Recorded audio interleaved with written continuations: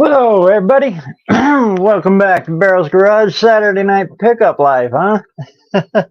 Looks like we got quite a crowd in here. Welcome back to BareRose Garage. And Saturday somebody Night forgot Pickup to Live, huh? hit the mute on that browser there. One of these days I'll get this stuff all figured out. So, it looks like we got a 162 customizing out there. Up, unfinished project. John Mutz. Smacky, how's it going out there?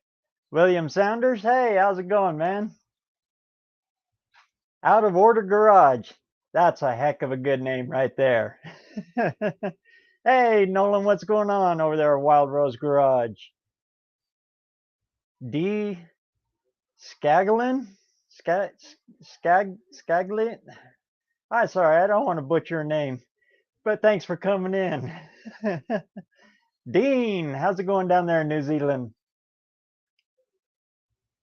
Oh, 162. What bottle to use? Oh, you doing just straight MIG? Do the argon mix, argon CO2, and I like the middle size bottles. I forget the poundage on them, but they're easier to maneuver around than the great big one. I get all mine through air gas, so.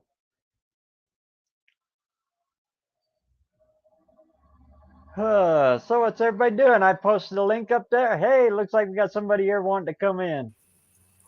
Hey, I made it. Hey there, Buck. Didn't see you in a while. Long time no see. Yeah, about 8 minutes. Hello, everybody. There's Dean. D. Scagalon, Leon. Breeze's Bike Shop. Wild Rose Garage. There's Nolan. Unfinished project. Breeze's Bike Shop. I guess he got all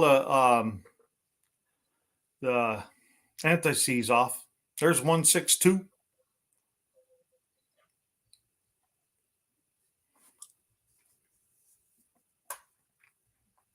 But yeah, that argon mix works best for MIG. If you're gonna go TIG, you got to have 100% argon. Yeah, I just tell them what I'm doing, and that's what they give me. Yeah. I'm not a welder. I'm a grinder. I can get lucky sometimes, and nope, he's still got the anti-seize on. C25 mix. And if I can't use that, then I throw a stick on and I stick it. Flux, that's the last one that I use is flux core. Yeah, I don't really care for that. It's too much splatter. Yeah, I think that's what it is. Yep. I mean, I bought a welder because I thought, well, every now and then I need to weld something. So, and the flux core came with it, and I went. I tried it, and I didn't care for it. So I went and bought a bottle, just a MIG welder.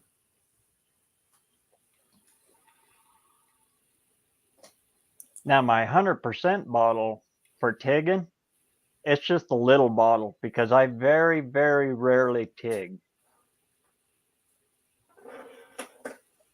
You know, at work they TIG a lot, but then everything at work is like stainless. So,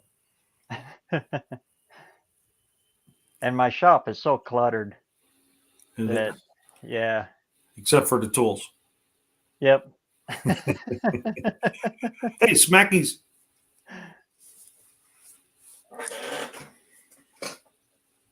And when I do aluminum, it's usually the spool gun. I can lay it down a lot quicker, a lot faster, just get it done. Yeah. Yeah, I never messed with aluminum.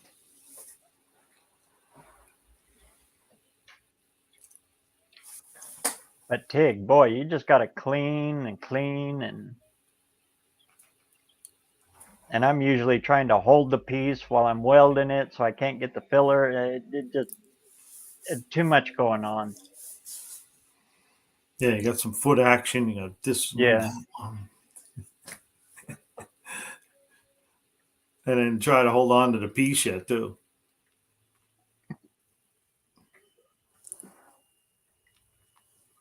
Don English is in the house. Hey, Don. Hello, hello, Don.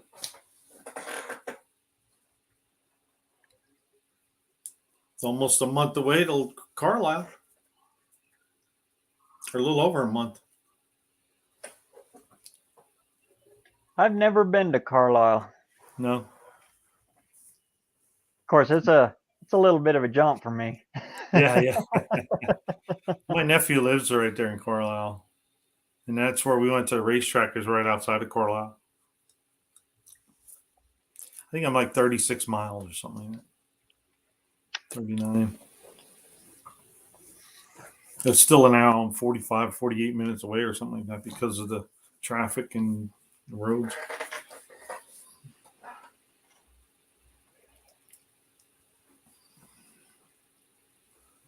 Yeah, me too, Nolan. Wild Rose. I mean, it's all got its place. There's times I will flush. It's just the last on my mind is all. The guy I worked with used to say, so I can weld a bubblegum wrapper to an I-beam. He was a pretty good welder too, but that's what he always used to say. It's 2 hours for Don. 34 days. I didn't do the math, but I figured it was around a month.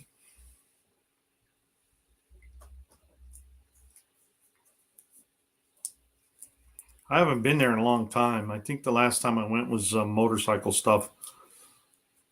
I've been to the Ford ones, the Chevy ones. I don't know if I've ever been to the Chrysler one or not. I probably was. I've been down there a bunch of times. One time, Nolan. Yeah, I just can't get the feel for it.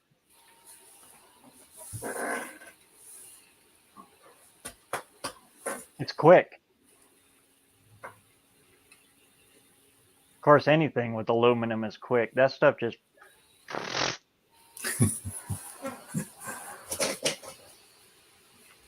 When you're running the spool gun, you can feel it vibrating. It's moving so fast. Hi, Wendy. But I don't weld a lot of aluminum either. It's most everything I do is mild steel.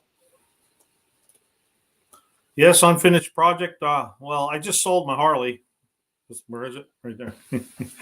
I just sold my Harley at an old 3 Road Glide, and but I kept my. I have a '93 Goldwing with a trailer that I go camping with. So I only ride my motorcycle once a year anymore. So I thought, well, why have 2? I've had 2 for the last 8 years. I think 6 years. So I don't know. It's been a while.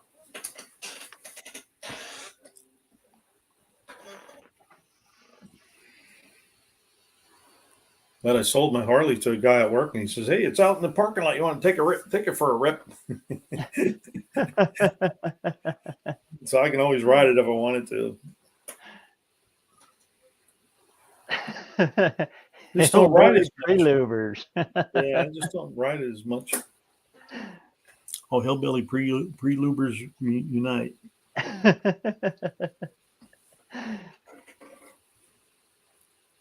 Just throw a little high trans on it and slap it in there. Oh yeah.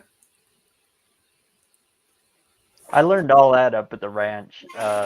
That's not my dad's tricks. Those are all my grandpa's tricks. But he lived like 3 hours from the closest town. Hey, well, William Sanders, I would ride it more, but I work second shift, and coming home the last time, a deer jumped out in front of me, and it spooked me again. It was a couple of years back. Oh no, it's probably 10 years back, 12 years. It's been a while, but I had a bear come out in front of me. I hit a bear, And Jeez. yeah. And I always wear a helmet, and I had my helmet. It didn't even touch the helmet, but I hit the bear, and the bike flew up over. I don't know. All I know is I hit the bear. The lights went out. I start sliding down the road, and then I turned around and grabbed the hold of the road with my fingers or my hands to try to slow down, and I ripped all the skin off my fingers. And you could hear the bike banging, sparks flying, and because the headlights went out. I was out in the middle of this coal region road. There was no street lights, no nothing. It was pitch black, and sliding down the road, and then I just stopped. And when I stopped, I sat up, like, what the hell just happened? And I could hear the radio on the it was a electric glide, 2003 electric glide, and I could hear the radio playing on the motorcycle. That's how I found it, because all the lights were off and pitch black. And so I get up and I lifted the thing up, and I'm like, what am I going to do with this thing? And I threw it, pushed it off the road so nobody get in an accident. And when you know it, I forgot my cell phone that night. Right? Yeah. So I am. Luckily, somebody saw it and turned around and came back and called the ambulance and the police and everything. And all I got was, I think I got like 5 or 6 stitches here and a little about nickel size on my knee, brush burn. There's Smackies. I made it. Hey, Smaggy. Hey, it's like Big Mike's Hoopty Barn is showing up too. There he is. Oh, Big Mike's got a big announcement tonight. Somebody's going to get to name the 51. Yeah, William. Yeah, I didn't. I thought about going to look for the bear, and I said, no, I ain't going looking for him. And I turned around, and walked the other way. But no, I didn't get no rug out of it. No.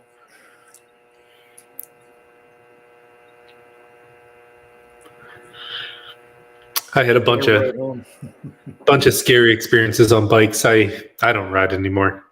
Neither do I.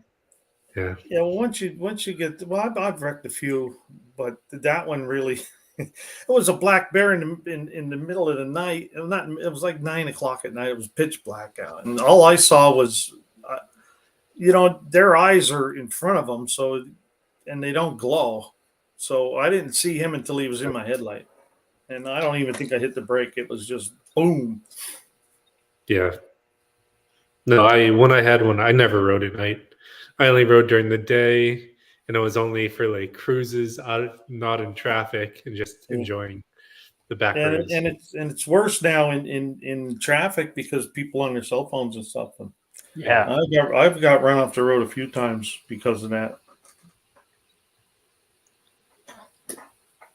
My most embarrassing thing on the bike was we got this section called Memorial Drive. It goes right on the river, and it's just a nice, easy. It's only like 20 mile, maybe even only 15 mile an hour speed limit.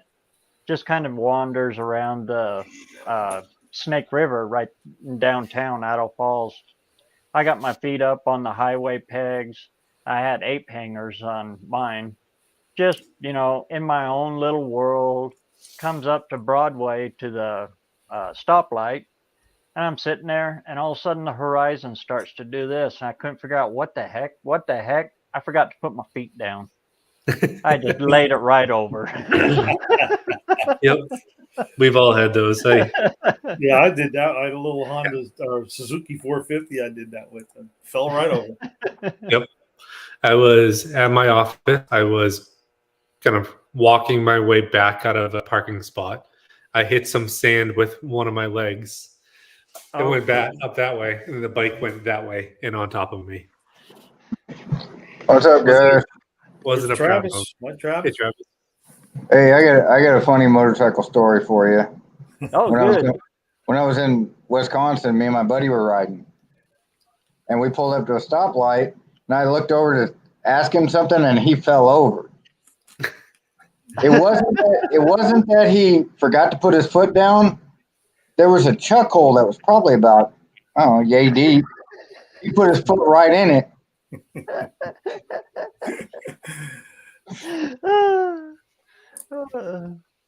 Yeah.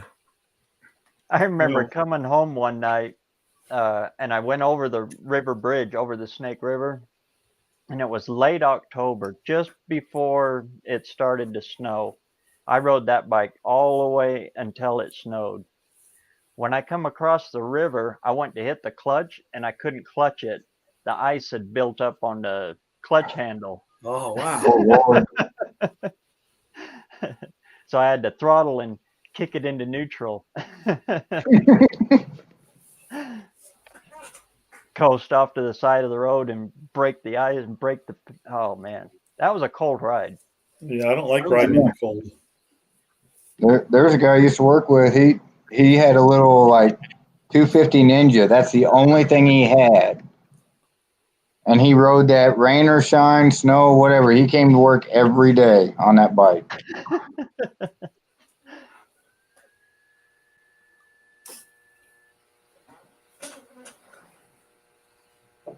I was thinking about getting me one to ride back and forth to work because it's only like 6 miles to work. I was thinking about getting me some like a little Shadow or something. I like those old Shadows. Yeah, I Just like something them you over like, the B. like a 750, just a little cruiser. Yeah. Yeah, Wild Rose. My brother had one of those old Triumph 650s choppers, the old school chopper with the candy apple red and the big sissy bar out the back and the pipes come up the side. Yeah, That's what mine was. A and 72 all he did was Bonneville. look at it. I think he rode it 3 times. Everybody used to ask me what year Sportster it was. It wasn't a Sportster.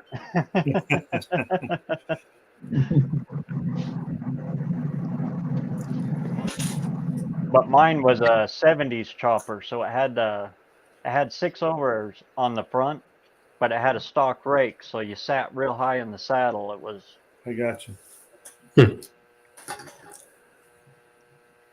fun bike, but yeah. Yeah, I've tried to ride some of those choppers with the big long forks. Right? Yeah, I don't like them. It's weird. Yeah. No thanks. They don't ride like a normal bike does. They're just weird. They're all right going down the road at a higher speed, but when you're trying to move around in them, Trying to turn and stuff. That was what always got me. technical difficulties. No problem, That's too bad. Mike. Well, Big Mike, I was going to tell you something that happened just a few minutes ago. I had one of my collector cars that were put up in the box still and everything, like they should be. And I go in my bedroom, and the box is laying there on the floor. The car's not in it. Uh-oh. So my daughter wanted to pull it out and play with it. Uh-oh.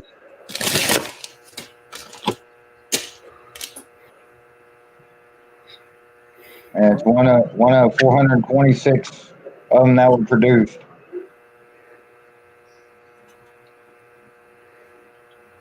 Cool, Mike. You gonna do it then? Tomorrow, 1 o'clock.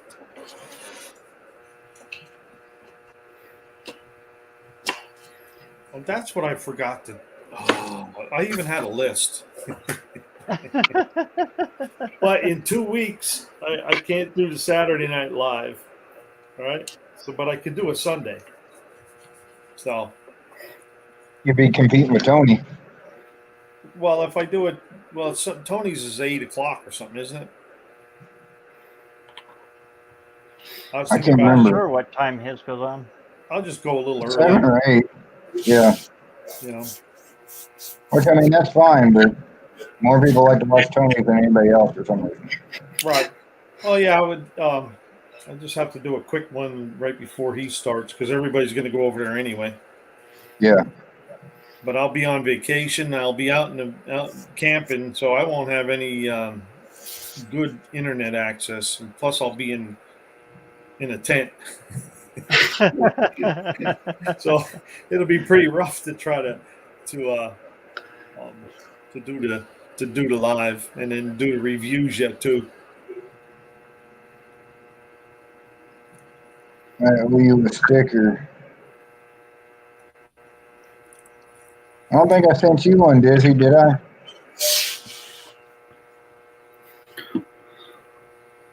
I haven't been checking my emails lately, so if somebody sent me a sticker request, I apologize. I didn't check my emails and get those going. Mine are a little slow coming right now because I'm trying to switch over to another company and get out some better quality ones. I thought it came out nice. I guess Yeah. they're having a tendency to peel up on the edges. Yeah, that one Would you side rather- on the that one side has a little. The sticker wouldn't even come off, or the backing wouldn't come off. No. So Who'd you'll you be go getting through, another Rose? one. I'm going to send everybody that I have sent more of them.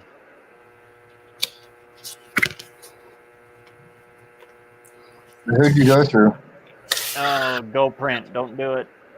Well, I had good luck. With Sticker Mule. Oh, really? Yeah, that's who I got mine through, and they're the bigger ones I got are a little hard to peel to get started, but they stick real well. Do they? Yeah, they're not the easiest to peel the backing off, but just getting it started because they cut them so I guess so precise or something. But once you get them peeled off, they stick and stay. So I'm going to try a local company this time okay, because those ones I sent out, they're actually off center just a little bit too. And Yeah. And then you can go voice your opinion in person. The right way to do it. They did refund the money, so, and told me to keep That's them. good. But what are you gonna do? Send them back so they can throw them away?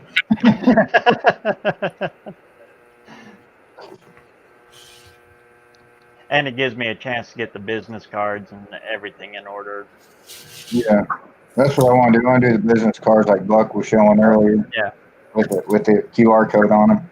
Yeah, works really well. And it's kind of cool, you know, if you park your car up at a car show, have a little business card rack thing there that people can take one, you know. Just, Right. I don't know, it's kind of more interactive that way than just a car show. Or And if you want to do some guerrilla marketing, you just go to like a big supermarket and just do I don't know if you windshield. can see that, but I just and then hit YouTube. Boom, brought me to my channel. Nice. Huh? And all I put there was scan the code. Check out Buck Does It YouTube channel. Scan the code. And I put the automotive content and more. Nice. Simple. Yeah. I think it was $26 or something for 100 of them. And I thought, well, I'll just order 100 for now because I don't know if that I would hate to have 500 of them and the code doesn't work. Yeah. Because it worked on the screen, you know, I put it on the screen and then I made the card and then I put my phone there and I took a picture of it and it took me right to the channel. I said, Cool. yeah, place order now. Disney, those are going to be some big stickers. those are the best kind. Yeah, they'll fix Okay. paper. Yeah, I went with the smaller ones at first, and then I think I did the 4-inch or whatever, 4x4. I think next time if I do stickers, I think I'll do like a 3x3. I think that'll be a little better sticker.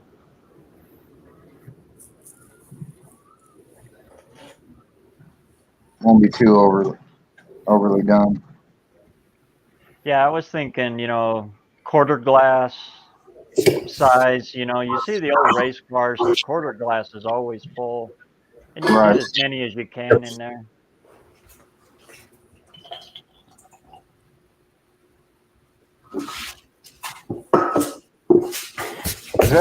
Hey, Rich. Is that a 69 or 70 behind you? 69. 69, okay. Yep. you got up and I noticed it back there. I was like, oh. Yeah. Yeah, that was Nice. the year of peace and love Yes. and Woodstock. My boss had a 428.69. Nice. Those are hard to come by. They're Yeah. rare And today. it kind of made me sick because he bought it because he just wanted a classic car. He didn't really like the cars. He wanted to go to car shows and stuff like that. He didn't know much about it. And he bought it because he had the money and he wanted it. Not because he loved it. I was like, that's kind of a waste, dude. A little bit. You should have tried to take it off him for cheap.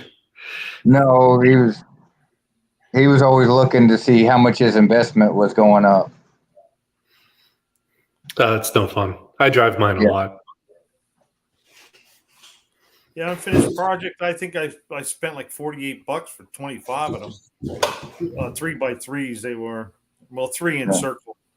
But I think it was 75, almost 80 with tax and shipping for 500 of them. yeah. Oh, okay. Yeah, Yeah, stickers really aren't that bad. I mean, No. and the more you buy, the cheaper they are. right. So I think my 4x4s cost me 88 cents a piece, right in that area. Yeah, and I only ordered a small amount just to try it out. Just try it. Definitely just do a small amount because, yeah. Thank you, Terry.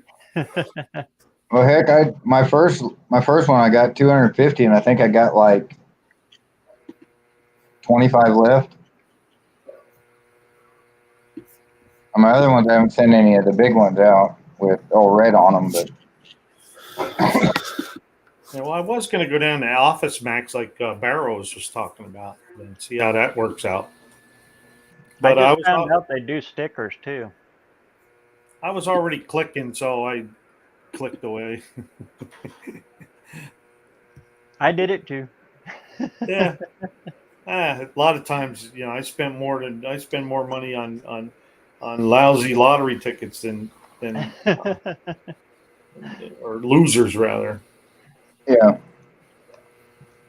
Like I used to tell them, eventually I'll spend enough to win the money.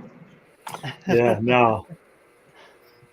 If you get 20% back of what you spend on lottery tickets, you're doing really well. I've never won. I figured to win, the 100,000, you got to spend about 300,000 to win the 100,000. It's probably about right. Like playing a slot machine.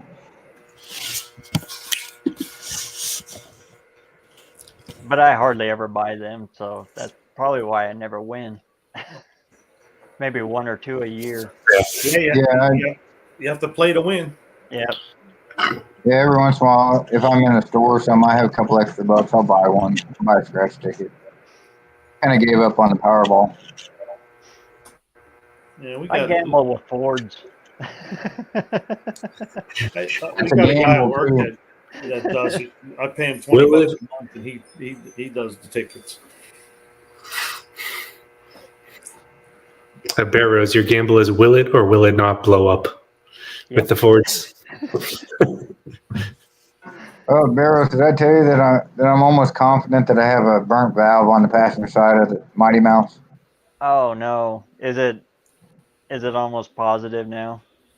Yeah, after thinking about how it was running, and even when I had it close, I hadn't really been able to time it dead on yet. But the way it was running and popping just out of the passenger side because I could hear it, and then when I had it idling right before I took it apart,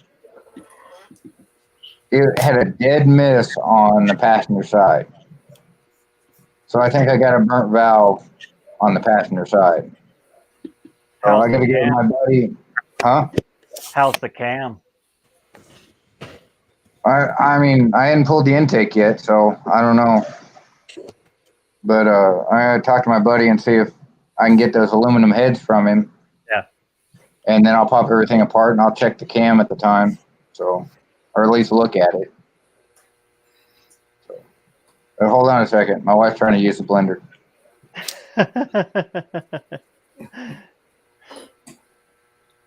He gets it dialed in. He's gonna love it though. Those little 302s are just addictive. And if you're gonna play with Ford, that's the one to start with. Yeah, you were saying that a while back. Yeah. They're It's the so most much affordable. simpler. Mhm. You know, yes. What's his name? Dallas. Dallas said you can have a lot of fun with a small block Ford. Uh-huh. Well, as wide as that truck is, if I get that 302 running right, it's going to be sideways all the time. Because that truck only weighs like 2,600 pounds. And I know that 302 block isn't much heavier than what the cast iron 4-cylinder that was in it. Can't be. And then you can go do some drifting. Yeah. No, I've done that. I don't need to do any more body work. Okay. What type of car is it in? The 5-liter? It's in a 87 D50. Oh, cool. Yeah, if you look on my channel, look for Mighty Mouse. It's a pretty cool little truck. Oh And yeah, it's different. I mean, it's way different. it's a little weird. I've never drove a car with the cowl that tall. Uh-huh. Because it's like a quarter way up the windshield, so it's a little different to look around the cowl. It's not so bad since I raised the seat up off the floor, but I mean, I felt like a grandma sitting in that thing driving it. Seat was so low. Your Travis's Mopar garage? Mm-hmm. Okay.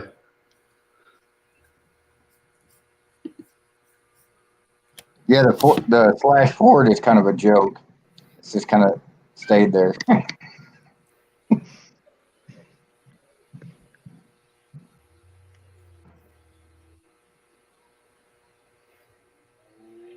Cam was bad since like popcorn popper. Yep. When you're ready. Yeah, When she's coming back down. Yep.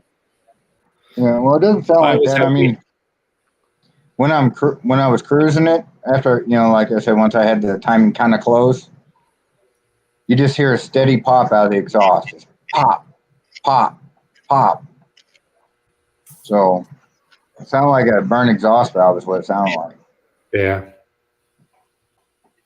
And those aluminum heads will go a lot far. So, yeah, Oh, I yeah. mean, you're just better off going with them.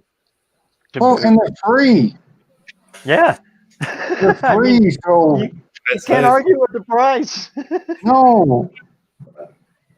I'll be You out didn't try a to little talk bit. them down? Because I'll be out just a little machine work because I got to get so I can use my roller rockers. I got to get the heads drilled out for 5/16 studs and head gaskets and intake gaskets. Howdy, Chef. All going to be out. Hey, Andy. What type of heads are you picking up or Dr. putting on it? He didn't tell me the name brand. I think they're Edelbrock. Okay.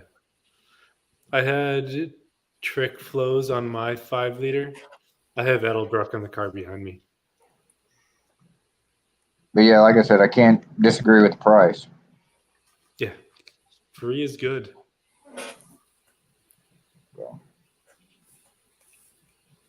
But guys, I'm going to jump off here. I got to be out. I'm supposed to meet everybody out in the street about 9 o'clock. So Oh, it's about a 20-minute drive out there. I'm going to take some video tonight. I'll do some editing and post them tomorrow afternoon. sweet. Look forward to it, man. Cool. Unfortunately, I won't be racing, but maybe I can get my buddy to let me drive his Hellcat. Push them buttons all the way up. Come on. Yeah. But he's putting his slicks on tonight too, so it should be interesting. So, and then I got another firm. She's bringing her new Scat Pack out, so Nice. Sweet. it should be fun. And I think John Massey's going to be out there with his turbo 240. He's got a 5.3 and a 240. It's running 8s. Yeah. So, anyway, Well, y'all have a fun, good brother. night. Get some And good footage. I'm going to try to. Take it easy, guys. See you, Okay, Travis. see you on the next. If it's free, I'll take 3. Yes. Shep Shade Tree. He's actually got a pretty cool channel. He's got Yeah, some I pretty just cool subbed to stuff him a going little on. while ago. So check I him out. watched 1 or 2, but I get so many going on now. And then you know what else has happened? I've been jumping on all these lives, and I never get to see the videos now because I'm. Well, look at tonight. I started at 6:30. It's already 9. There is 3 hours on lives. I got some video. I got some editing to do before tomorrow too. It's hard to keep Yeah, it up. was a real with everything. bummer. I was gonna do one of the, what do they call it, Will It Runs or whatever, getting Yeah, that Mercury home, but because of the estate sale or something like that, they didn't want any filming going on. right. Yeah. No problem. I didn't bother with it. It was kind of strange working on a car though, without worrying about the camera. Boy, you get a lot done. Yeah,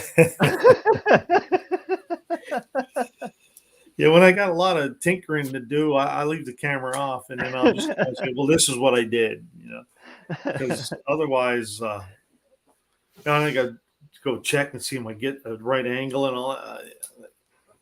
I'll just fill you in when I'm done. Like today, I was putting vacuum hoses in and getting the booster hooked up. Just little piddly stuff like that. This guy I got this from, he had over 400 cars. Every year he bought a new Ford, Ford, Lincoln, or a Mercury. Every year, and he drove them all. Wow. Oh, How many did he have?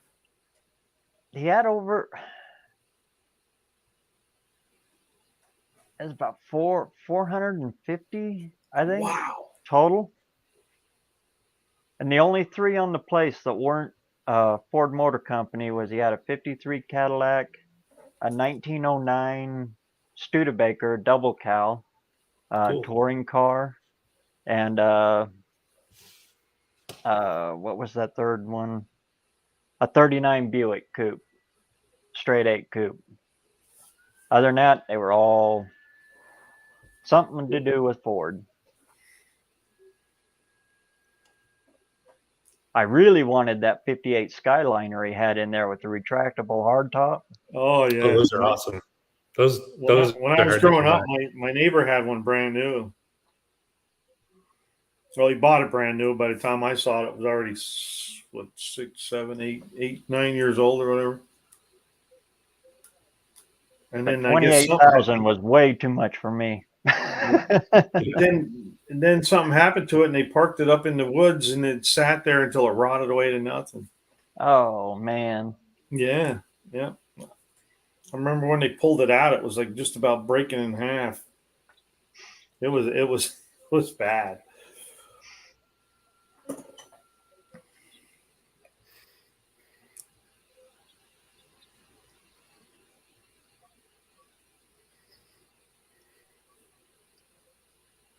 Yeah, those little 302s, they're just hard to beat. They're fun to build too. I mean, there's so much you can do with them, and they last a while if you're not putting a ton of power through them. Uh-huh. Unfinished is funny. You see that comment?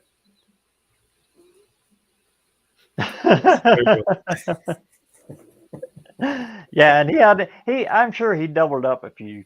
Yeah.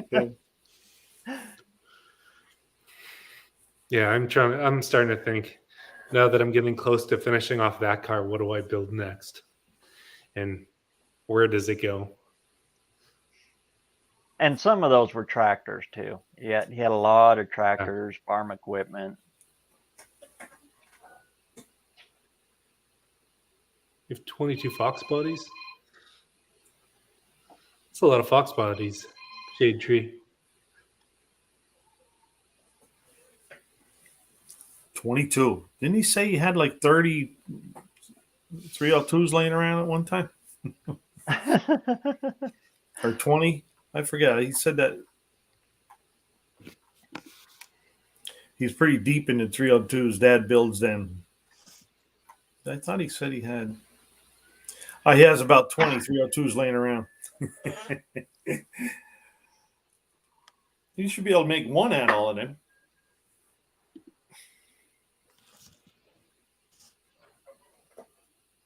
Front engine dragster. Like a slingshot style?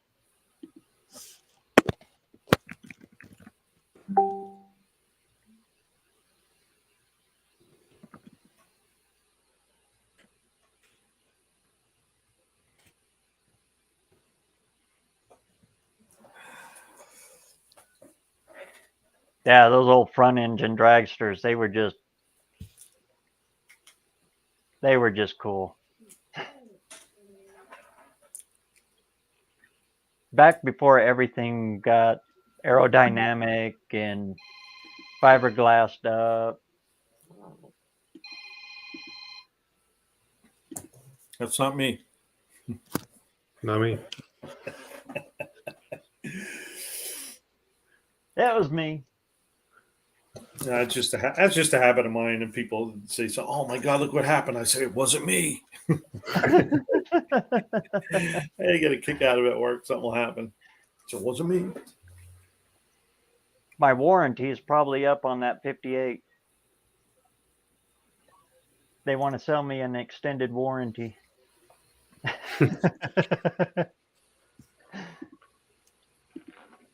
Hello, Willie. Do it, and Betty don't. That's a cool name. That is a cool name. Sounds like a bunch of lawyers.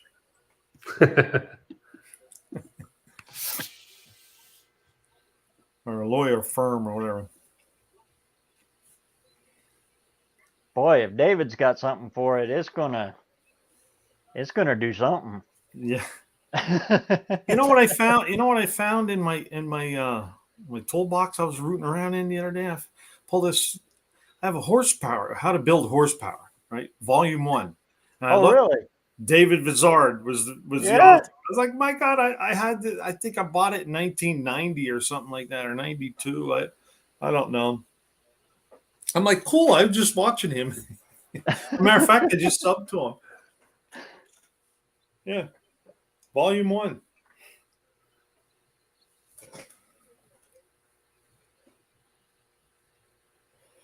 That was when I was in my book phase. I was buying books. I don't have many left.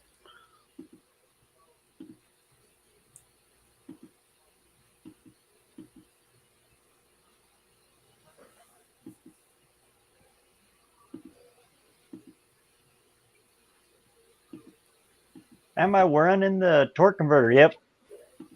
I think. I don't know. I haven't busted into it yet. If not, I'll probably run one. It's a 302 torque converter for it.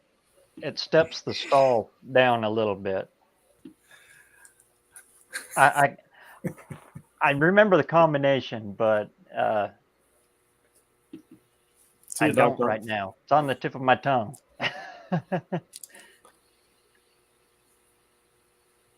There's the Dewey Screwman Howe law firm. There you go, Robbie. But the tranny fluid in that was pretty stinky. So it all depends on what I find in the filter if I decide to run that torque converter or not.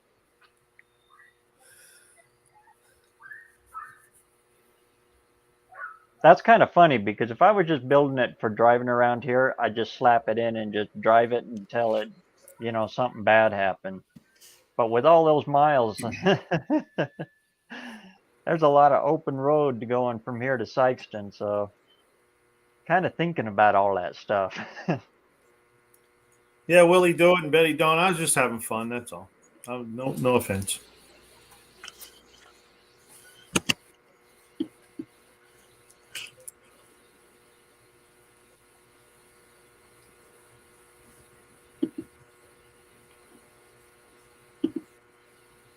Yeah, those little HOs are a little different.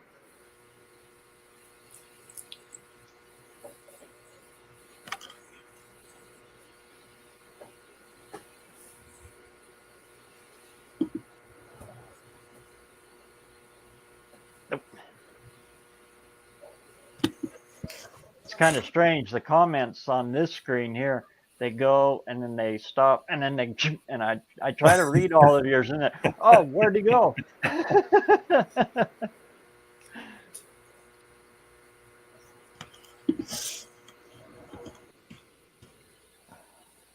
I think that's where all the Mercuries went. Oh, to the Derby. Yeah. There's a 429 with a C6.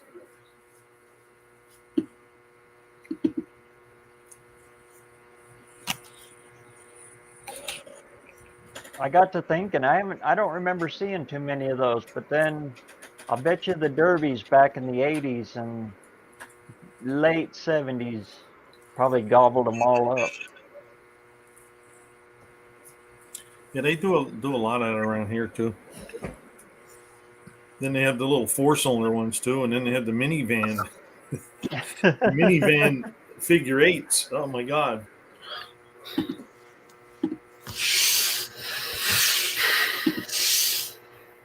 Unfinished, went over the 200 mark. Sweet, we almost got him halfway there.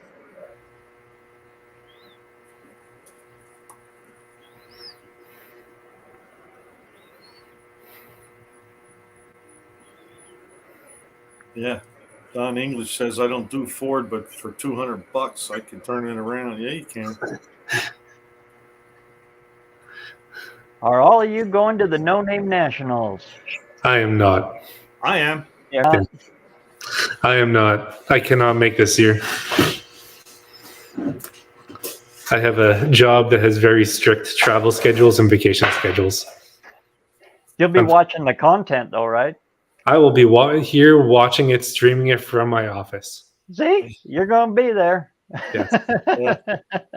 When Yeah, we get this schedule for next year, I will be at next year's, and I will build a car for it. There you go. That was one of my concerns in the beginning was making sure because I work in a union shop, so somebody with higher seniority gets the vacation. And then I could have swore that week was taken, and then next thing I went and looked again to make sure, and it was open, and I grabbed it, and then that's when I signed up. Nice. So, and then I visit a friend of mine in Tennessee, so it's like a twofer for me. So I go to his house. He lives over in Bybee, Tennessee, which is on the east side of Knoxville. So I'll visit him for 5 days, and then I'll leave on Thursday morning and shoot over to Sykeston, which is another 400 miles. But and then should be there for Thursday afternoon sometime.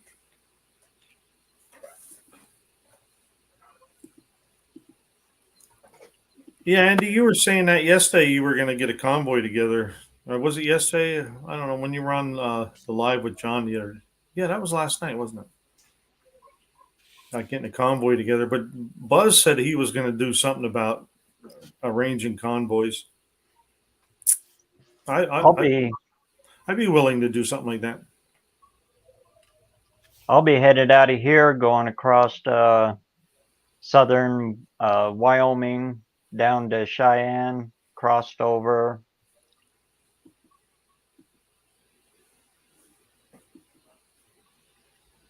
Towards St. Louis. Yeah, and Andy, I think that's what Buzz is putting together, like a meeting place and say Route 40 or whatever, or whatever routes go there, so you can meet up and have lunch or something or whatever, and then head out on the road, which is really good because if something was to happen, you'd have somebody you Yeah. knew close by, you know, within you know within range. Take your banner with you, and then you can slap it on the back window. Yeah. With your flashers going. Another no name 500 to just swing right in and Yeah, talk to swing Bill. right in. Yeah, what's up? Hopefully it's Levi with his ramp truck.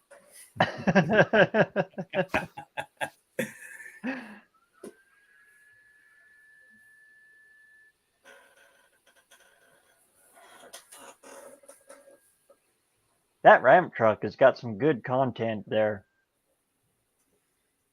I hope he starts doing more of that.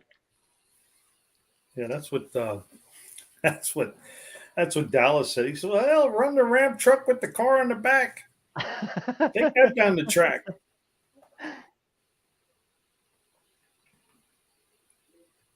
I see now a lot of guys are building a lot of ramp trucks again. They Yeah. kind of died out there for a long time. Now they're making a comeback. Good night, unfinished.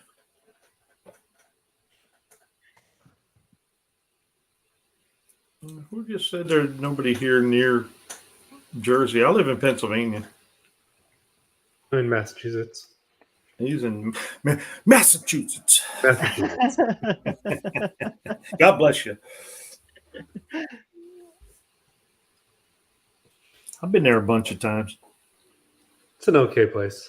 Not great for cars, but it's an okay place. Yeah, we used to go up to Baston, up there to Baston all the Yeah. time.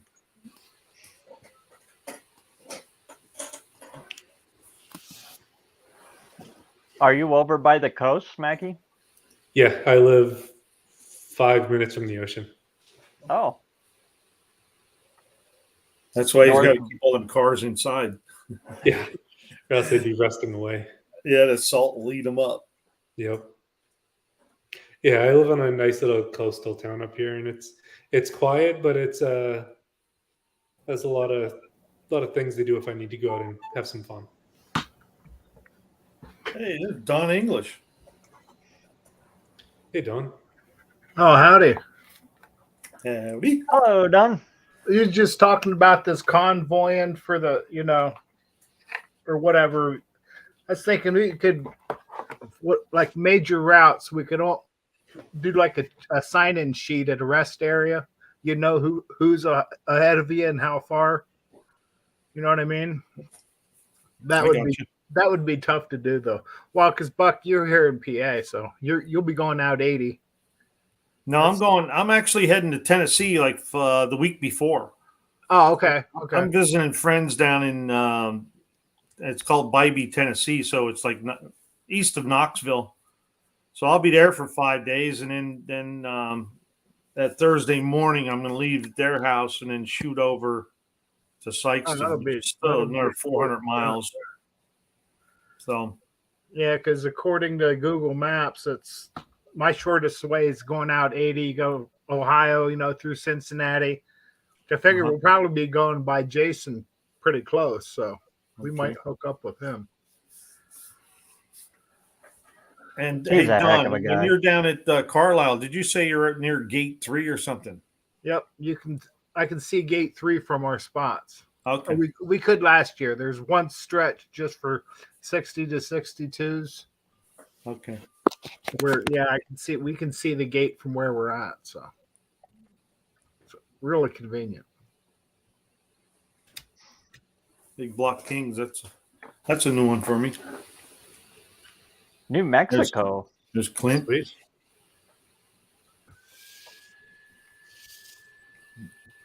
Mr. Will. Yeah, Wild Rose is way up there. Yeah, he's only 6 hours north of Montana. Going to Montana soon. Gonna be a dental floss tycoon.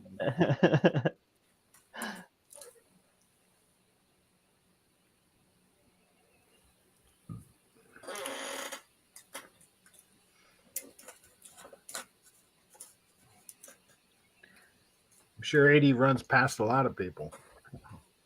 Well, 80 goes. Well, 80 covers all of PA and New Jersey, I'm sure. Yeah, I'm 5 minutes from Turnpike 76. A lot of times I just take the Turnpike over to Carlisle, and then my doctor's right outside at Carlisle, so I'll take the Carlisle exit. And Yeah, well, me being Williamsport, I go down 15. It makes for a nice scenic route. yes, and I think they just put that there. I don't know if they connected it or not. That new highway there in Selinsgrove.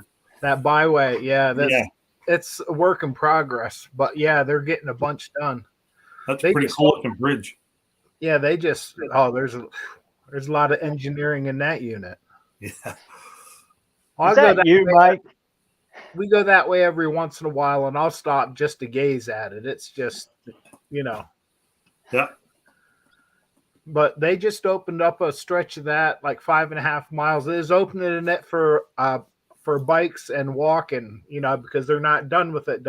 They want people to be able to see what their tax dollars at work. Oh, okay. But yeah, that ought to last another 100 years. Which it needs, because you get down into Northumberland, it's in today's traffic, you can't have it turning right at the light down there in Selinsgrove or Smoking Dam, Yeah. Northumberland down there. This guy here, that's my cousin. He was helping me today. Hello, cousin Landon. He's got a beautiful 61, 62 Thunderbird. Cool. Yeah, they're nice cars. I like to hear 61 and 2 anything. You get 64s and 5s are starting to get hard to come by, and there's always 67s and 69s, and but you get back into the early 60s, they're getting extremely rare. Yeah. It's like I've never seen another 62 Valiant since I've had these. Does his 61 Thunderbird have an FE in it? Probably. Yeah. Night, Andy. Safe journey. But hey, Don, doesn't Heaven's Mopar have one of them 62? I think that's a Lancer. Is it close. Lance? Okay. Pretty close. The black one he has out there. Yes. Yeah, okay.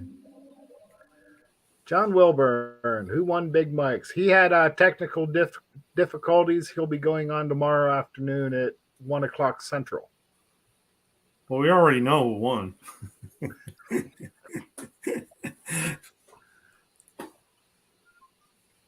Something crazy happened at the rodeo. He lost his internet. That sounds interesting. Well, I hope his phone didn't get kicked.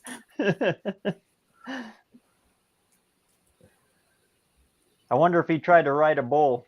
I wonder if the bull's okay.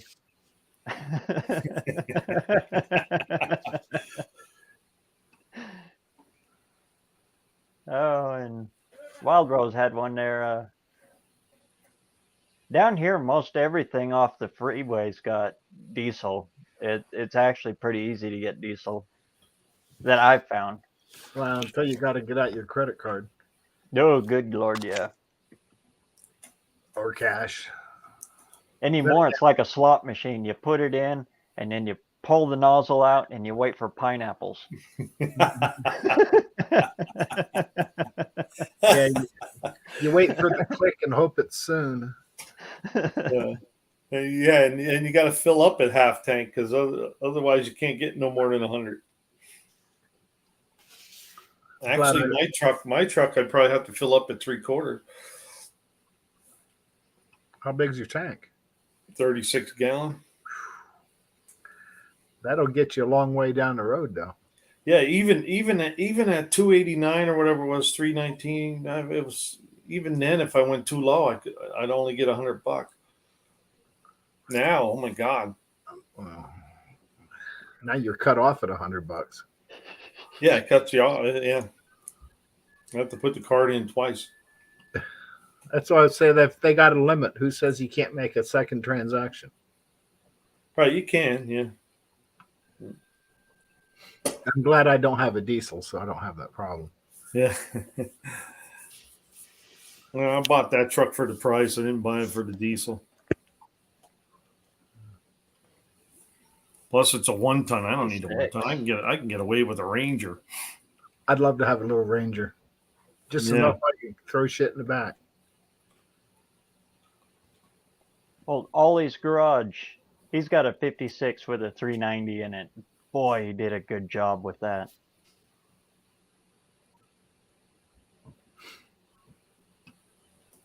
I like them 56 Fords.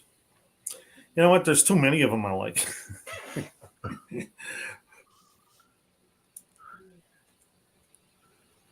Well, like I always said, though, there's some Fords I won't own. There's Chevys I won't own. There's some Chryslers I won't own. Yeah. But all the other ones I will. I keep telling everybody I'm not a Ford guy. It's just the ones that I can get my hands on. Right. Yeah. Yeah. I like them all. I like all of them. It seems like I always end up with the GMs. I mean, I've had Chryslers. I've had Fords. I've had a lot of Fords. The only thing I haven't had yet is a Lincoln, and I did say yet. Really? Yeah. Want one?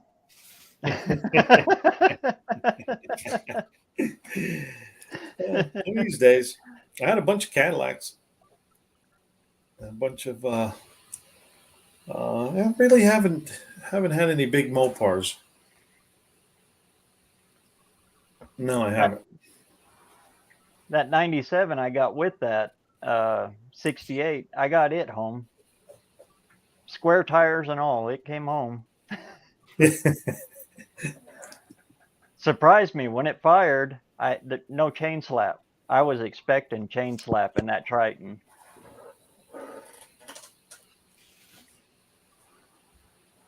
But it sat there so long on the asphalt that it sunk down into the asphalt. Well, Nolan, it's not a limit to the diesel you can buy. They put a limit on your credit card. Like you can only spend $100 on your credit card to get fuel. And then if you take it out and you do another transaction, you get another 100. Yeah. I haven't tried it, but I'm sure you can. I've had that happen. Like, say I was traveling, I was in Ohio. I went out to my uncle's. I was going to fill up, and they cut me off at $75. Right. Even for just gasoline. Right. Yes. I think they recognized that I was out in town and that it might be a fraudulent. Maybe, I don't know. That's a good point. If you're traveling and, there's going to be some big charges at the gas stations, I wonder if there's a way you can let your credit card or your bank know that, hey, I am going to be, don't cut my card off. Yeah, it'd be a phone call away. Just a matter of who do you call. Yeah.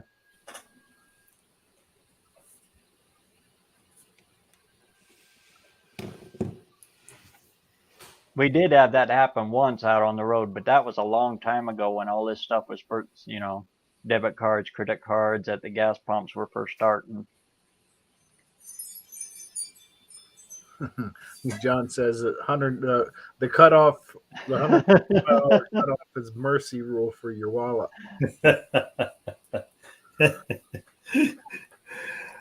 Nice round number. Yeah. They don't want to make it look like you're spending too much. No. I know all my cars have V8s. Whether I'm in the truck or any of the two cars behind me, all have V8s. No, I got 3 V6s. My Chrysler's a V6, my Jeep's a V6, and now my Buick. Then I got a Ford 1-ton with a 6.0 diesel. Yeah. Yeah, it gets about 14 miles a gallon. I was just going to ask you how much you got in that.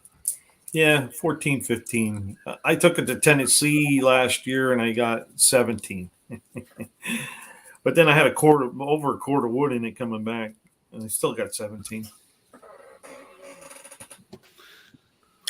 It's about what my 18 F-150 gets. Yeah. And Vaseline.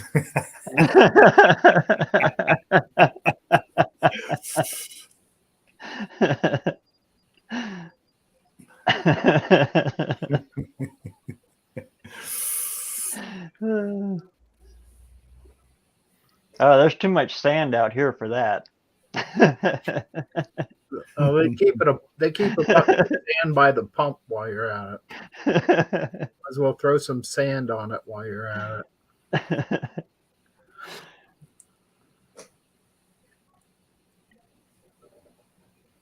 Yeah, I got gas today, and I didn't even look at how much it was. I just pushed the button. Okay, So Robbie we- says to make sure you press the cancel button after every transaction. There you go.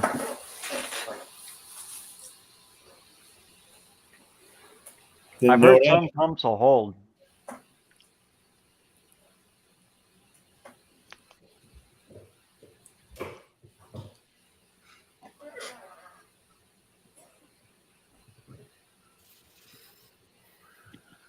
Yeah, it seems like them 7.3s get a little bit better mileage. He gets 18 no matter what he does on a 97 7.3. 6.0, you poor guy, Buck. Yeah.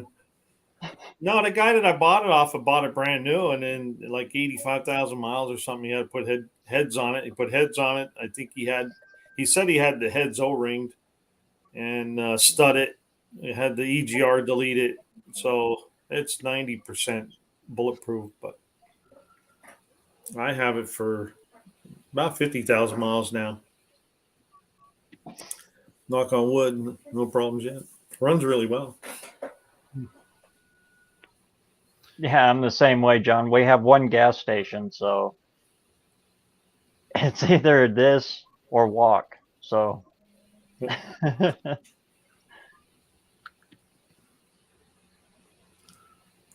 Well, 419, where'd you go? I don't know, but it must have come down. Well, diesel's been coming down around here, and the gas has been going up. Diesel that's was good. like, I hope diesel comes down. yeah, diesel was like 649 around here, and then I just up looked, it over was 6. 599. Yeah, So I feel sorry for the truckers. yeah, Yeah. And farmers. Red And diesel is even through the roof. Yeah, and that was supposed to always be the good deals, the red. Yeah. All right, I got to drop off tonight a little bit early, but nice seeing everyone. I'm glad I Great could catch seeing you, up. Maggie. Smaggy. See you next Saturday night. Later, smacking. See ya. All right, be looking for you. Yeah, flex fuel. Sheets. That makes for shittier gas mileage, doesn't it? The flex fuel. You know what? Somebody was just talking about. I think it was Mr. Will was just talking about how the gas sucks, and I just checked my mileage on my Chrysler, and I was down to like 23, and I'm like, I've been driving it the same. It seems to be running a little sluggish too, but I'm wondering if it's the quality of the gas now. I don't know. I'll I have to heard keep people say that the flex fuel it's cheaper, but what you save in being cheaper, you lose in fuel mileage. And mileage, yeah. Just like going with the regular over premium. When we stick regular in the wife's car, it's real sluggish. It'll run on it, but it's real sluggish, and the mileage just goes. All right, I guess it should. So we stick nothing but premium in it. Everything I got's got to have premium. This sucks.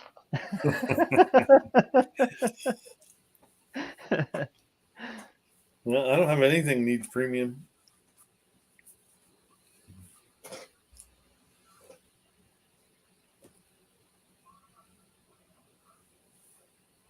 Makes me more wonder what I get on the slant 6.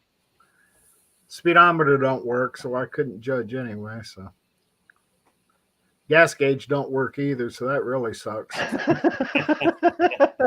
It's not like I can put in 10 gallon. It's like, oh, 175 miles, you know. Because we went to Carlisle last year. I forget how much gas we put in it, but we trailered it down. Then we drove it back and forth from the hotel to Carlisle for the weekend. And then when we got home, we unloaded it in the neighbor's yard over here. And we just as we broke the corner, it run out of gas. And I didn't even think about gas the whole weekend. We was down there, thought we had plenty, and I run out in the alley out back. I only put a couple gallons in it. I'm gonna drop the tank and make sure it's try and fix that gas gauge or something. I got to finish this concrete pad out here. I'm not doing it on grass. I'm tired of working on grass.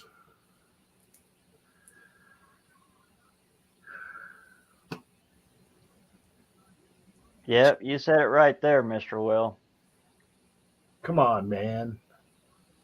I wonder with all these grain shortages and that if they're going to start limiting ethanol in it. Because I think that's what that was, wasn't it? Like a farm subsidy? I think it was. Go away. Hey, Buzz. Go, Buzz. Come on in. Hey, Buzz. Yeah, anybody else wants to pop in? We got plenty of room here.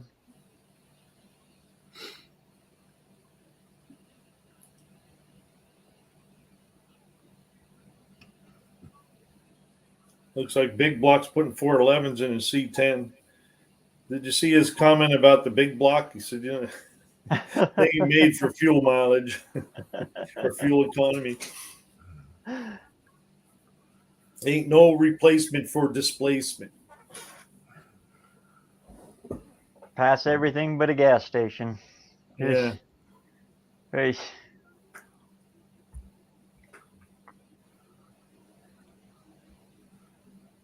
Yeah, I don't like working in the grass or on the ground anymore either because it just doesn't feel safe on jack stands. And even if you put wood under the jack stand, I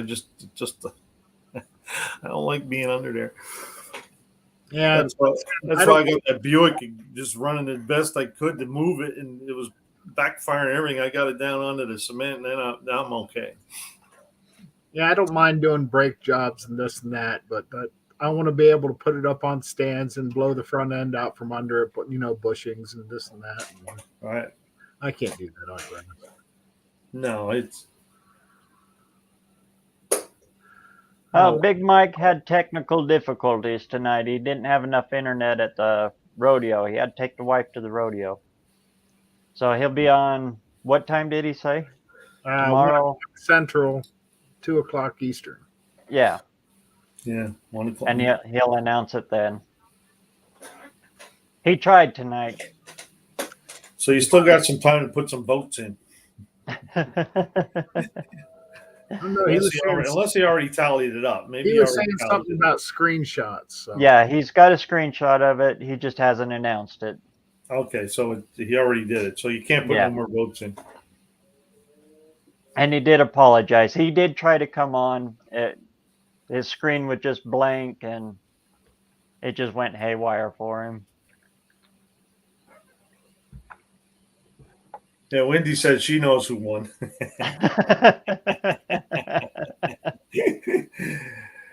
I actually thought about that one too. I was thinking real hard about a good name.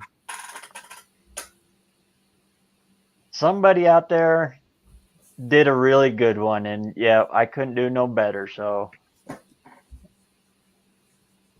I'm pretty sure he got it. Yeah. And the story that went with it was just perfect.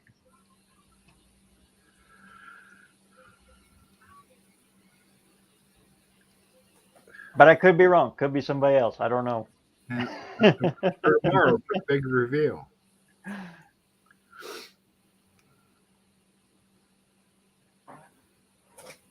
Yeah, Nolan, I had very little luck with that stabilizer stuff. Especially the only thing that helped me was getting the non-ethanol fuel and putting it in my snow blower and lawnmowers, and Uh-huh. then I have no problems. It starts right up the next year.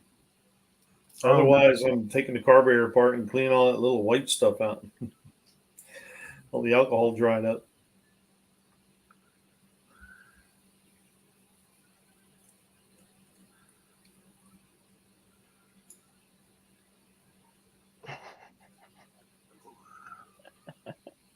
Oh yeah. I thought about doing that. Problem was going to be getting it up that high.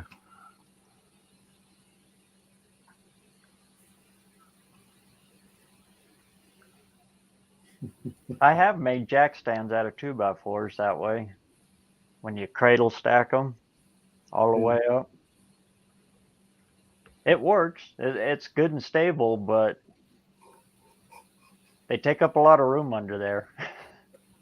Yeah. Well, but what I don't like is if you're on soft ground or like grass or something. Yeah.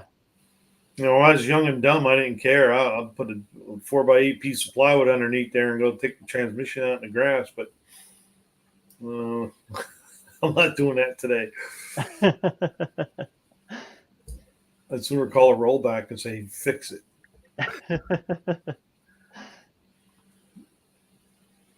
I'm a chicken under the 2-post, Steven. I put the props up, everything. I don't blame you. I'm always leery. You get Uh-huh. buddy of mine has a guy. He's like, it's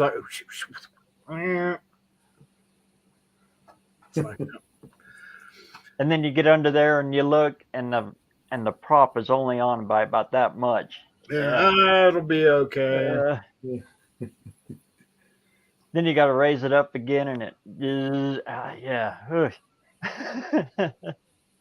My buddy's one left. When you bring it down, the one side starts a little bit before the other, so it actually. Ooh. I got him new cables for it a couple years ago when I worked at a wire rope factory, but he just retired and the cable's still hanging on the. Does it creak coming down? Yeah, once in a while. Yeah. Saying the bolts holding it to the floor ain't none of them broke loose yet, so I don't know. He's the one under it most of the time, so if he trusts it, I suppose doesn't mean I have to climb under there. Right. It's the whole reason you're not supposed to be in the shop for insurance reasons. And boy, when a car comes off a lift, oh. Don't stop till it gets. Oh. That is just heartbreakingly ugly. Yeah. Shame on the mess.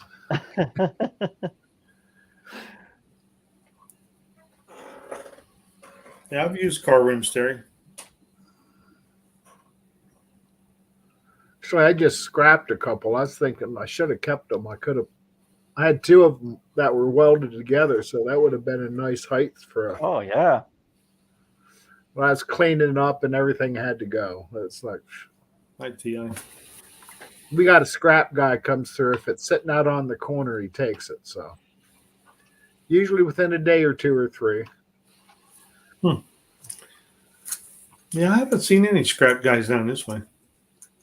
Probably can't afford the prices now. Yeah. Then again, scrap's up right now. You're right, though. We did have one guy. He used to come through like twice a week.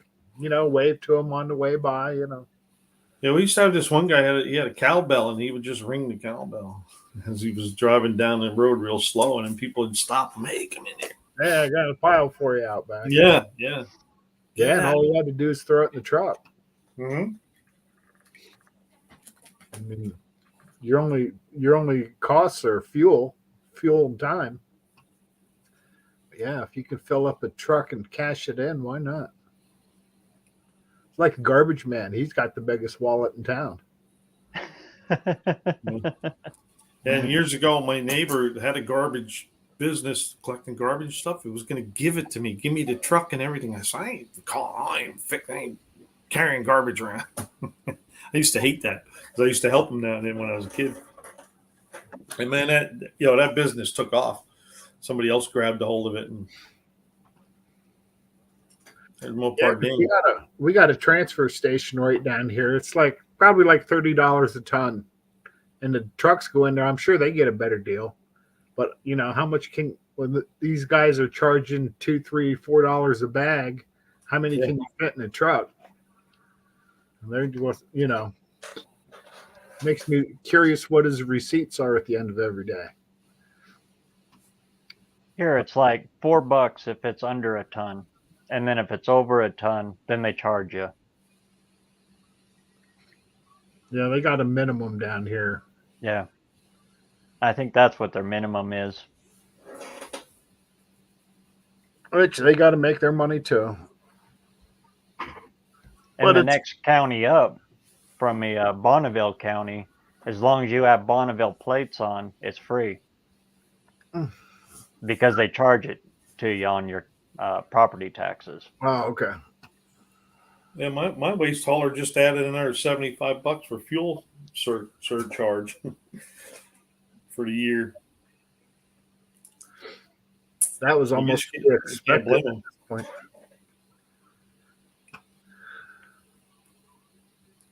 My preferred one is Pertronics. I've had really good luck with Pertronics. Mostly just their base ones, but I'm thinking about doing what is that, Pertronics 3 for this one because it's got the rev limiter in it.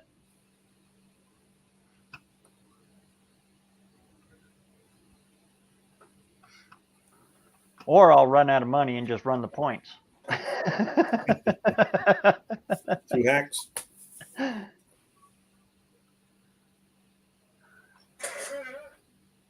There it is. And 62 Thunder Road. With a 390 in it, yeah. Well, Smacky's is gone. Wasn't he the one that asked if it had an FE? Yeah. He's the guy, if I get an FE, he's usually the guy I call up and say, hey, I got another one, come get it. Does he like them? And then anything else he sends my way. We work together that way. I think I've only ever did one of those. They're good engines too. I always thought it was weird that the intake was part of the head. And weighs a good Lord, Yeah. 150 million pounds. Whew.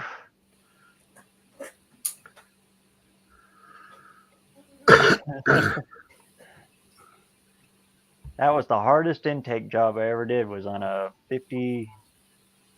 56 Ford pickup with a 390 in it, or 360, that's the same thing. Pulled it with the hood still on, never again.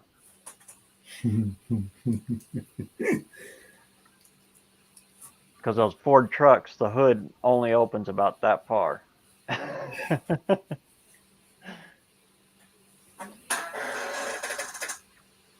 After that, I love Dodge pickups.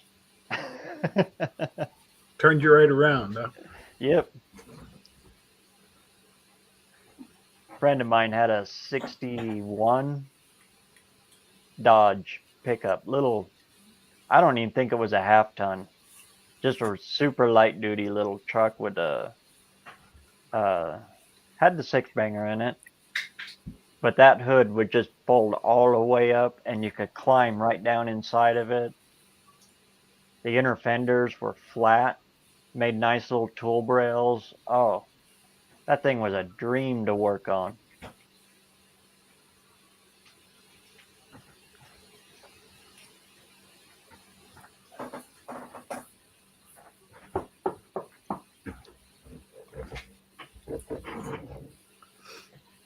That's what I like about my Valiant, and it's got the flat fenders.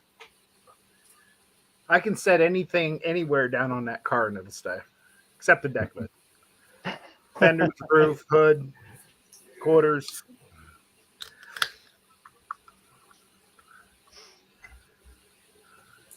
That's why I like not having a trailer queen. I don't have to worry about fingerprints or smudges or the. I like my shit being crude. Yeah, the old trick of setting your points with a matchbook. But boy, it's hard to find a matchbook nowadays. I got a whole jar full of them. Well, not everybody's that lucky, Don. Actually, I found them at a yard sale. Somebody had a glass that was just full of matchbooks, and it's from all over the country. Yeah, you don't see them anymore. They used to be all over the place. Well, somebody put a lot of miles collecting these matchbooks.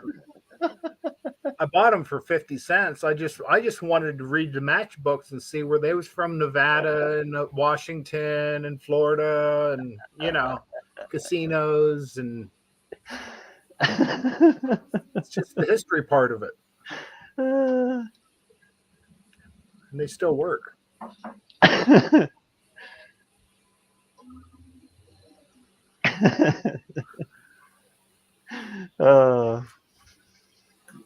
Boy, and we used the heck out of those jumpers today. Whew. Hello? Ken, Hello? Yeah? there's someone at the door. Just had a quick question. I don't know. Hold up just a second. All right, we'll be here.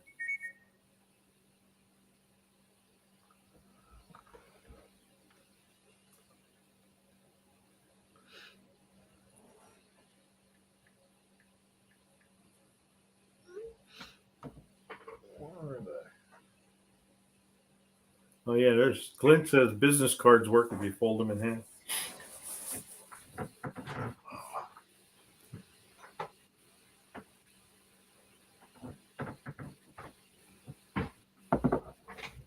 No sandwich. Cigarette packs work for Point Gap.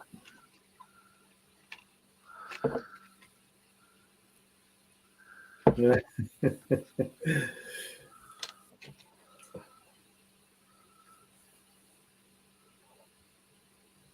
Blue Ridge Parkway.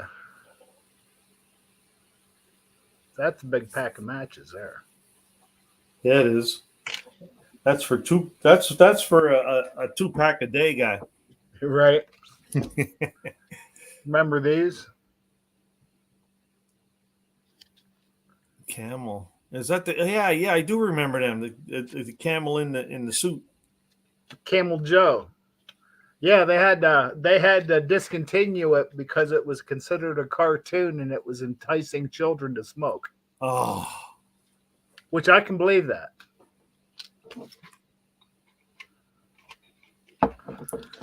Cute little box of matches. It's in Korean or something.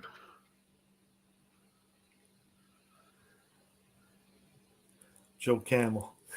Joe Camel. That's it. Yeah, Buzz just posted that. And there's Willie Do It and Betty Don't. It says Camel Joe Memories. Uh-huh. I remember being a kid and going to, my dad always took me to the bar with him, and then you'd always see the cigarette machines always had a pack of matches laying in them because they had a lighter, so they leave the matches behind. They used to buy a pack of cigarettes and a pack of matches would fall down with it. Mm-hmm. Like the old slide. Yeah, and pull them out. Yeah, that was when they were cheap enough you can buy them with quarters. Yeah.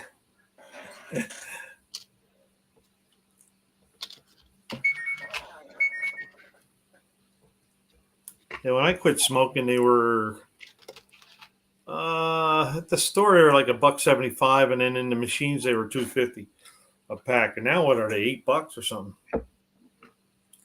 I don't know. I guess it's cheaper to buy them by the carton. But yeah, they're. I always told myself when they get to $2 a pack, I'm going to quit. When they get to $3, I'm going to quit. When they get to Yeah, my dad used to say that all the time, and he never quit.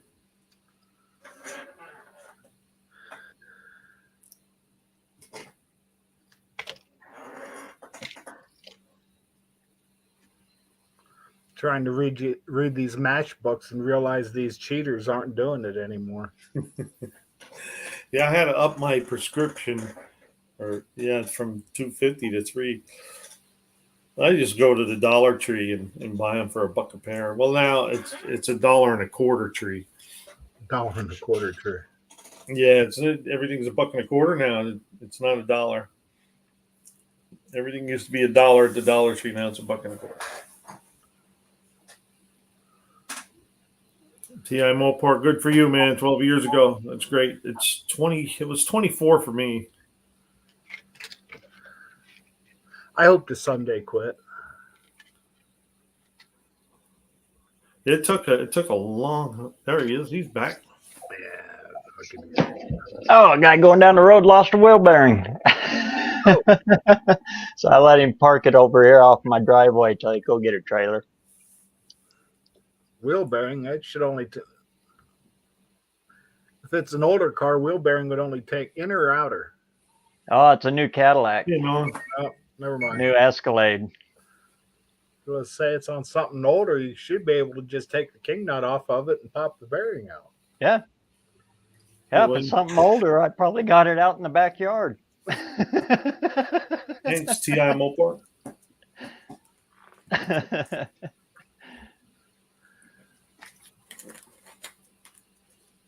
But that's a new Escalade. I don't play with that. All-wheel drive. Too much technology for me. The last one I worked on, I did brakes on it. And that stupid chrome that they put over those aluminum rims, it flakes and breaks in pieces. And it does it on the back side. And I reached around there to grab that, and that's like a Uh-huh. pair of scissors. And it almost cut my thumb off right there. Yep. Oh, So I'm allergic to them. They bite. You know, it used to bite me a lot was when they wear their tires down to the metal, and then you didn't know it. You go to pull the tire off and get get stabbed. Yeah. You get stabbed by 1,500 little pricks. Oh, down to the cords, yes. Oh yeah. Yes, they don't give either. No, and then a puncture always hurts longer. Yeah.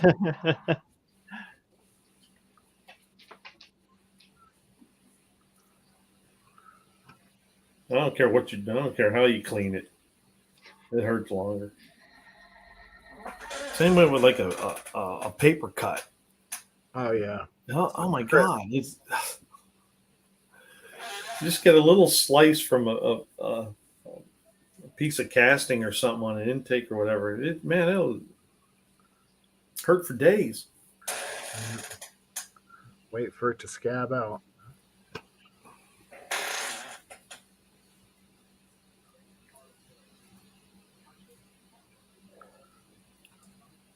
Oh, looks like Nolan from Wild Rose is cutting out, huh?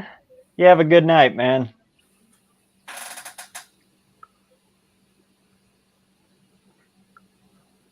Every time I'm feeling a little down, I pop in his video about how to up your air compressor. Oh man, I just laugh all the way through that thing. Oh, I have to check that out. That's one of my favorite videos on YouTube right now. Wild Rose Garage, how to increase your air capacity or something like that. You got to go check that video. There's Dancing Alone with Rentals. And TI Mopar 67. My name is Tim, but you can't spell Tim without Mopar.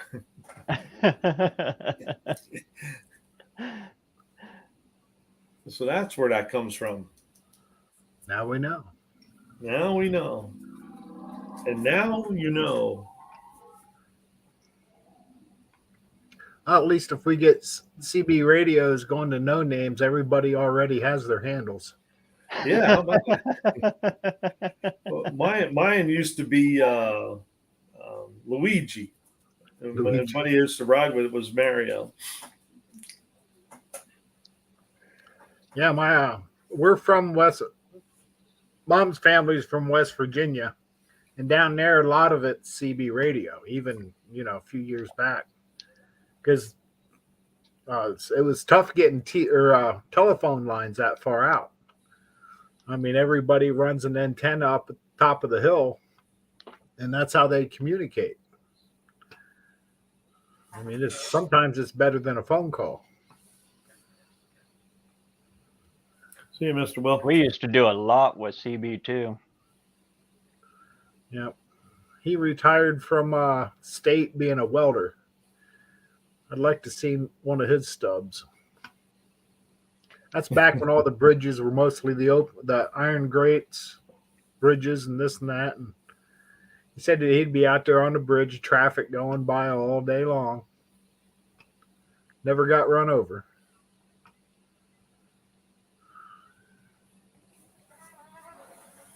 Man, I used to hate that when they had the wrecker be up there on 81, and in the wintertime, I was up there one time picking a car up off the side of the highway, and I see these lights going, and I look, and this car is just spinning on the ice. I'm like, oh my God, I'm glad I got out of there, hooking the chains up before all that happened.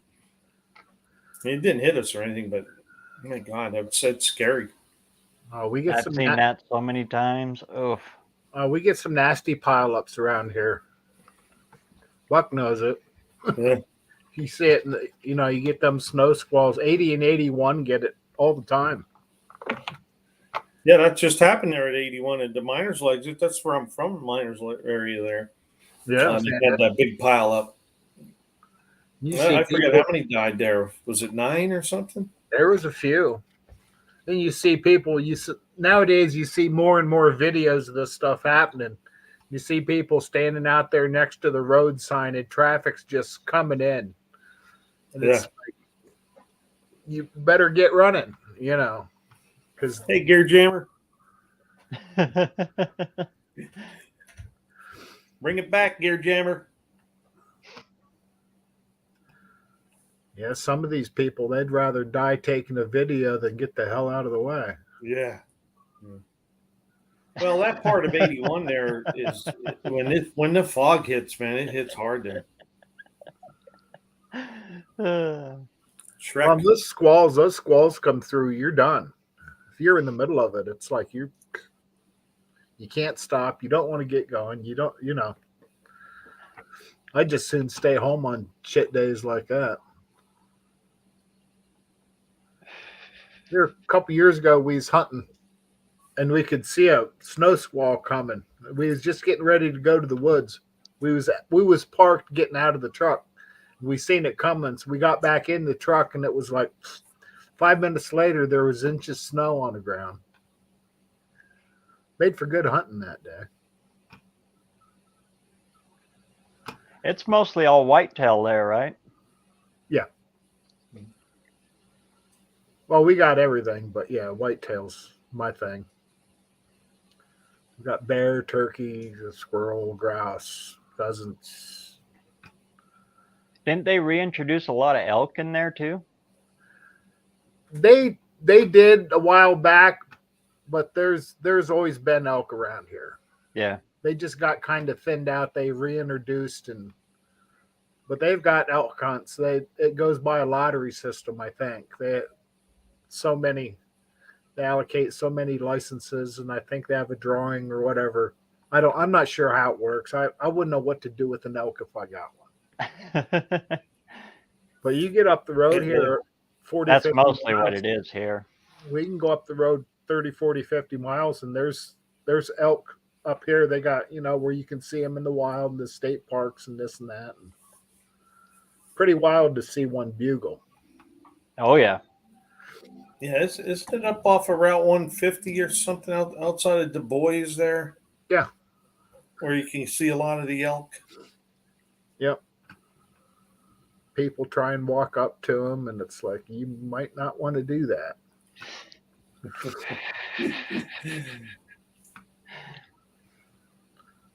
Support your local paramedics. Go out, pet the elk, ride the buffalo.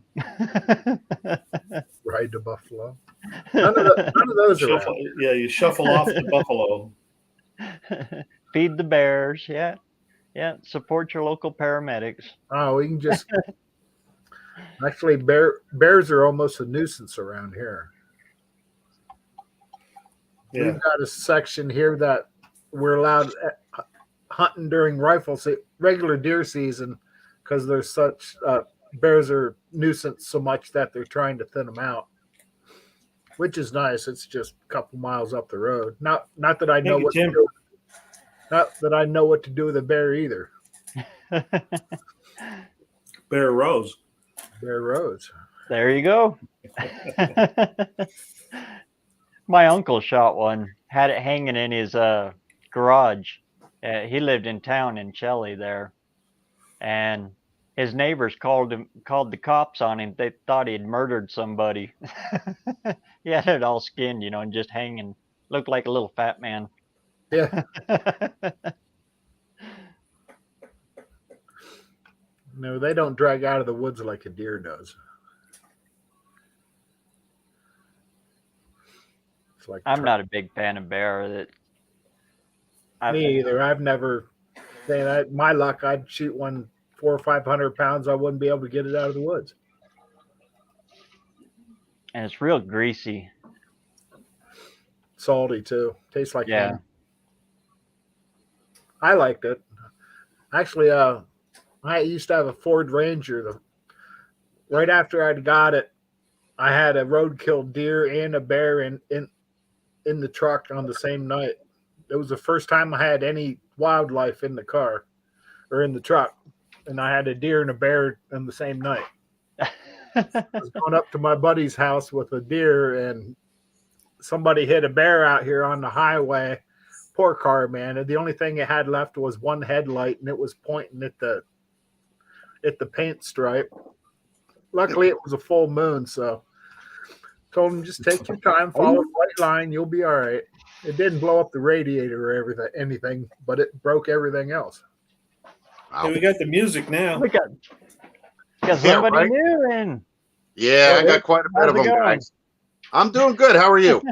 Not too bad. Welcome to the show. Well, thank you. I figured I'd be, a little more than just a spectator. Hey, sometimes this is easier than all that typing. Yeah, I get tired of that, man. Oh my God. And then the thing is, if you use a microphone, it actually spells out wrong words. Nothing that you've ever said. Like a spell checker on a cell phone. Yeah, exactly. I mean, I got a Chromebook, but this is the thing I always use all the time, so it's better off, So what you got going on there? Well, right now I'm trying to finish up a customer's boombox. He's from North Carolina. He's a trucker, and his radio that he bought from somebody, he got ripped off on. So he bought a parts radio, and I switched all the boards and everything and all the wires, and it's still got problems. So, but I mean, I've got over 100 boxes here. I've done so many restorations on these things. It's not even funny. Cars were my first thing. I had, a 50 Dodge Coronet, had the flathead 6, 52 Plymouth Cranbrook Club Coupe that had a flathead 6 that I pulled out of a junkyard. It had no floorboards at all. Somebody took the number 3 connecting rod cap and tossed it and left the rest of them in the trunk in a Chuck full of nuts coffee can. Then I had a kid that wanted to trade me. I had a 64 Volkswagen Bug. It had a 1600 cc with 2 carbs and a Hurst shifter. He wanted to trade me for a 67 Charger. I was like, okay, fine, no problem. Had a 383 4-barrel. The body needed some work. I actually pulled chunks of Bondo that thick off the bottom of the car and refabricated it with metal. Did my welding on it and everything else. I had a guy come all the way from New York. I got the car for nothing. Sold it for $4,500. The car drove right up onto the ramps and everything else. But it needed some work. It was still in pretty bad shape. The back end of the car with the unibody construction that they did back then. Yeah, it was pretty bad. But now I got the 57 Chevy. Right now I'm having a problem with the second piston on the driver's side. It's brand new. It's got new rings in it and everything else. I think what it is one of the valves is just a little bit bent, so it's not closing. So I'm not getting any compression at all whatsoever.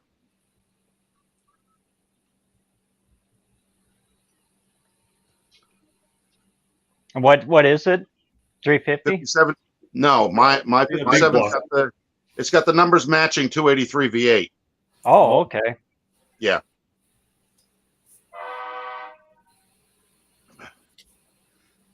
But I'm thinking it's probably And just the that's valves. solid. That's a solid lifter in there.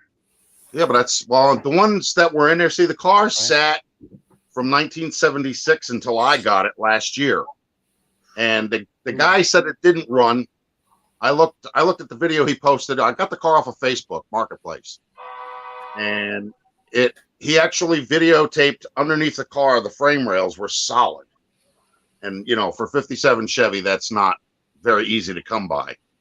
They cannibalized everything out of the car that's cosmetic, except for the engine and the transmission and the drivetrain. The whole thing was there. I actually did a metal fabrication at the bottom of the doors because from the time it sat out from 76 until I got it, you know, I mean, it wasn't running. Nobody was driving it. So rain, cold, it was a Jersey car all its life. It's been up here the whole time. And, you know, when I got it, the kid said it didn't run.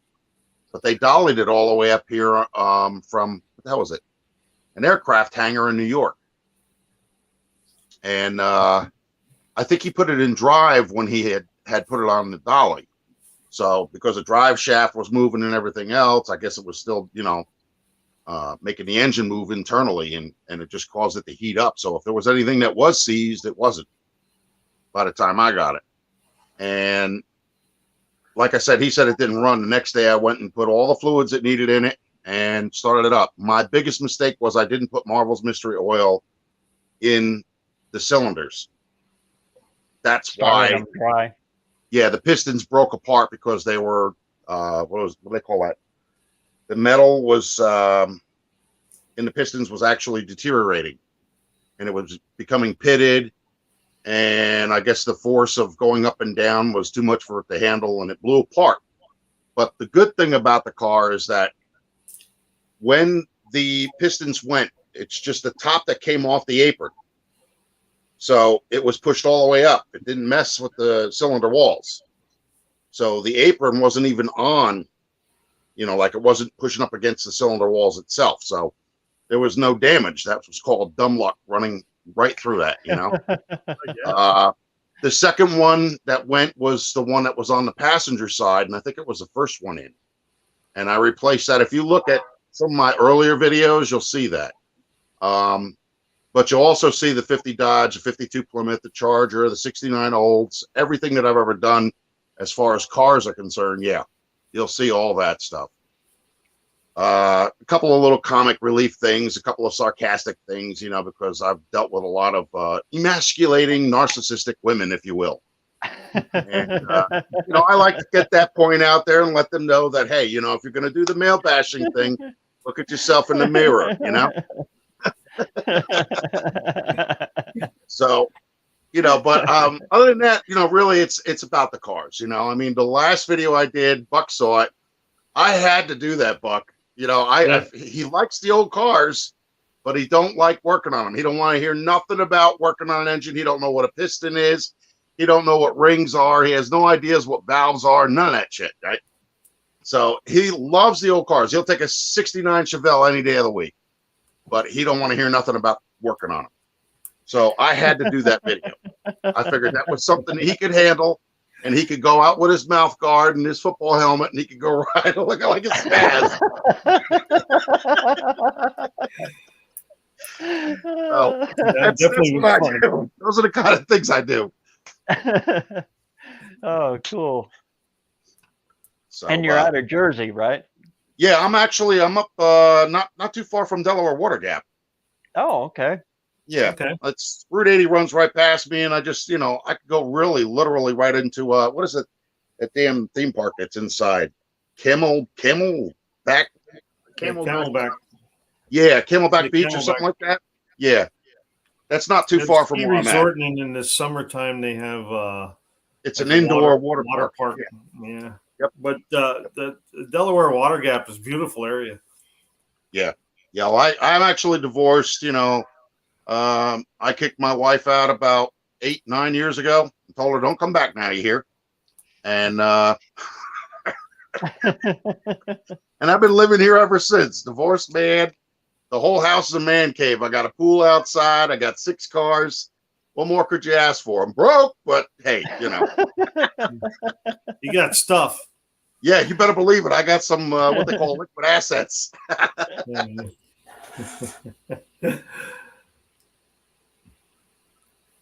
Yeah, if those pistons are that far, yeah, Yeah. they're pretty much done. Yeah. Marvels might have helped, A little ease bit, it. yeah. But see, the thing is, if they were deteriorated to the point where it was like pitted, it wouldn't have Yeah. helped anyway. But Yeah, like I they're said, my done. biggest problem right now is I had to do a timing chain on that car. I'm not even sure if that's right. I mean, it's supposed to be marking top on lower to 6 and the bottom going to 12. So I did that, and I had it off at what is it, the number 1 firing position, because you got your timing markers right on the timing chain cover. You have the marking for the tab, and then you have the harmonic balancer that's actually got the line going across it. Mm-hmm. So I had that lined up at top dead center. I had those gears set the right way. I dropped the distributor in, but the problem is I was actually setting the rotor at 1. It should have been set before 1 in order to get it to fire. Now you should, on a small block, it should be, if the dots are together, it should be number 6 will be firing on compression stroke. So where do you set it where it's at number 1 then? See, that's what I don't get. What I would do is just bring number 1 up on compression stroke. Right. Line your marks up, then drop your distributor in on number 1. The one guy actually had me thinking that it was actually the bottom gear goes to 12 and the top gear goes to 12. I'm like, what the hell if are you you do it that way, then you're on number 1 compression stroke. Yeah. Yeah, but then again, of course, you got to make sure that it's perfectly lined up too. If it's a half tooth off, you're not going to get it to fire. Or it's going to sound like crap if it does. Yeah, you know how I know that? I've made that mistake. Mainly because I wasn't born in 57.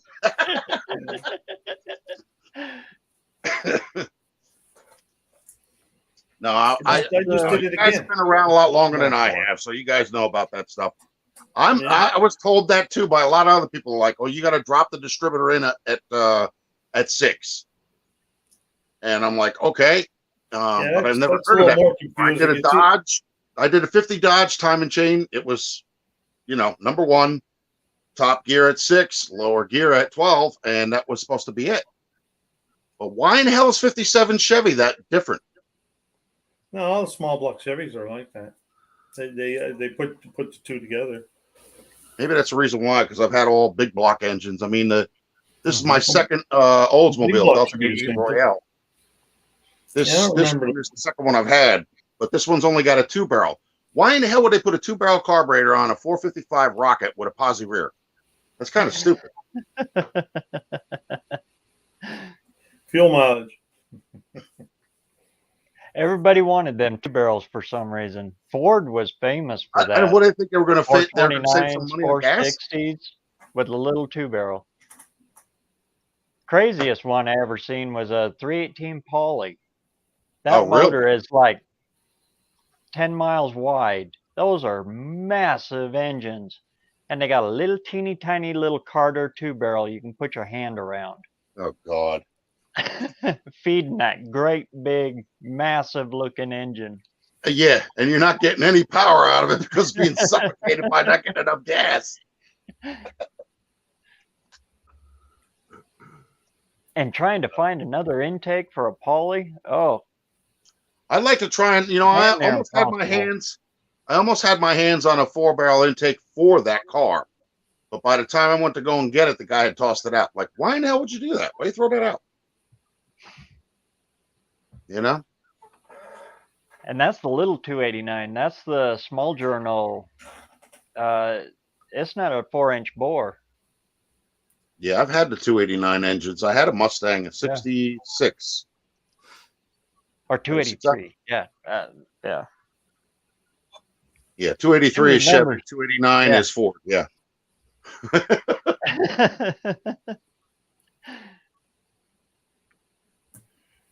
What the hell is the Triton motor? That's the 4.6 for a truck.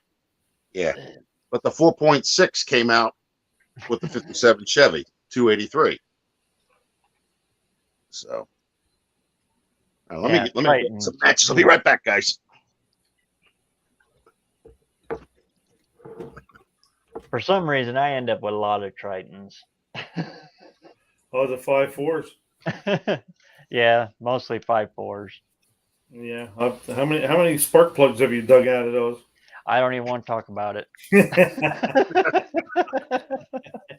Those big long ones. Yep, been there, done that. I didn't get no T-shirt though.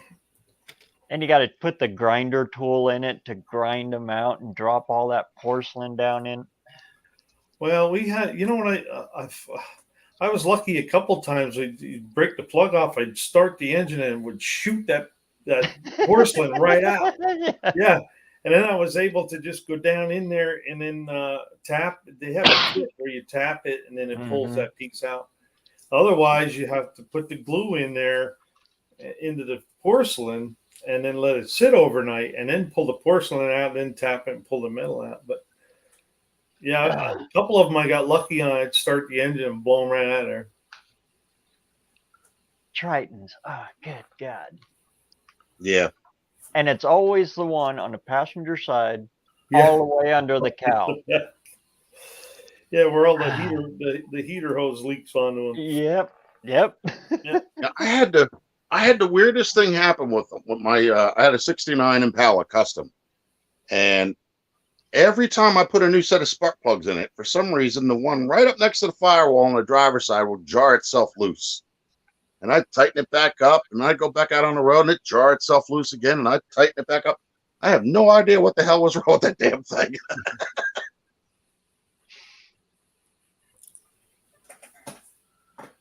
Oh shit! So what do I got to do in order to get them valves to close? Because every one of the rocker arms is going up and down like they're supposed to. But the number, apparently, somebody's telling me that the number 2 compression valve or whatever number that is, the firing order off the top of my head, I'm not going to be able to tell you because it's like, what the hell time is it? It's like 11 o'clock here at night. 1, 2, 3. Sounds like number 3. The second one in on the driver's side. Number 3. The rocker arm goes down, they come back up and everything else, but it's not building any compression. And I can't believe that there will be anything wrong with the rings because they're brand new. And the piston's brand new. Have you done a wet test on it? There's no liquid on the spark plug, if that's what you're talking about. No, do a compression test, but put a little bit of oil down in the cylinder. I'll try that. Yeah, Try that. that'll, Maybe it might be a little bit of might be a little space. See, I did the rings right. They're not supposed to be like the opening's not supposed to be in the same direction. They're supposed to be. They have a word for it. You know, turn to amount so that way you get a seal. You know. And I know all about that. I mean, I even got the shop manual here for 57 Bel Air. Yeah, do you have access to air pressure? You can put air pressure in the cylinder. Yeah.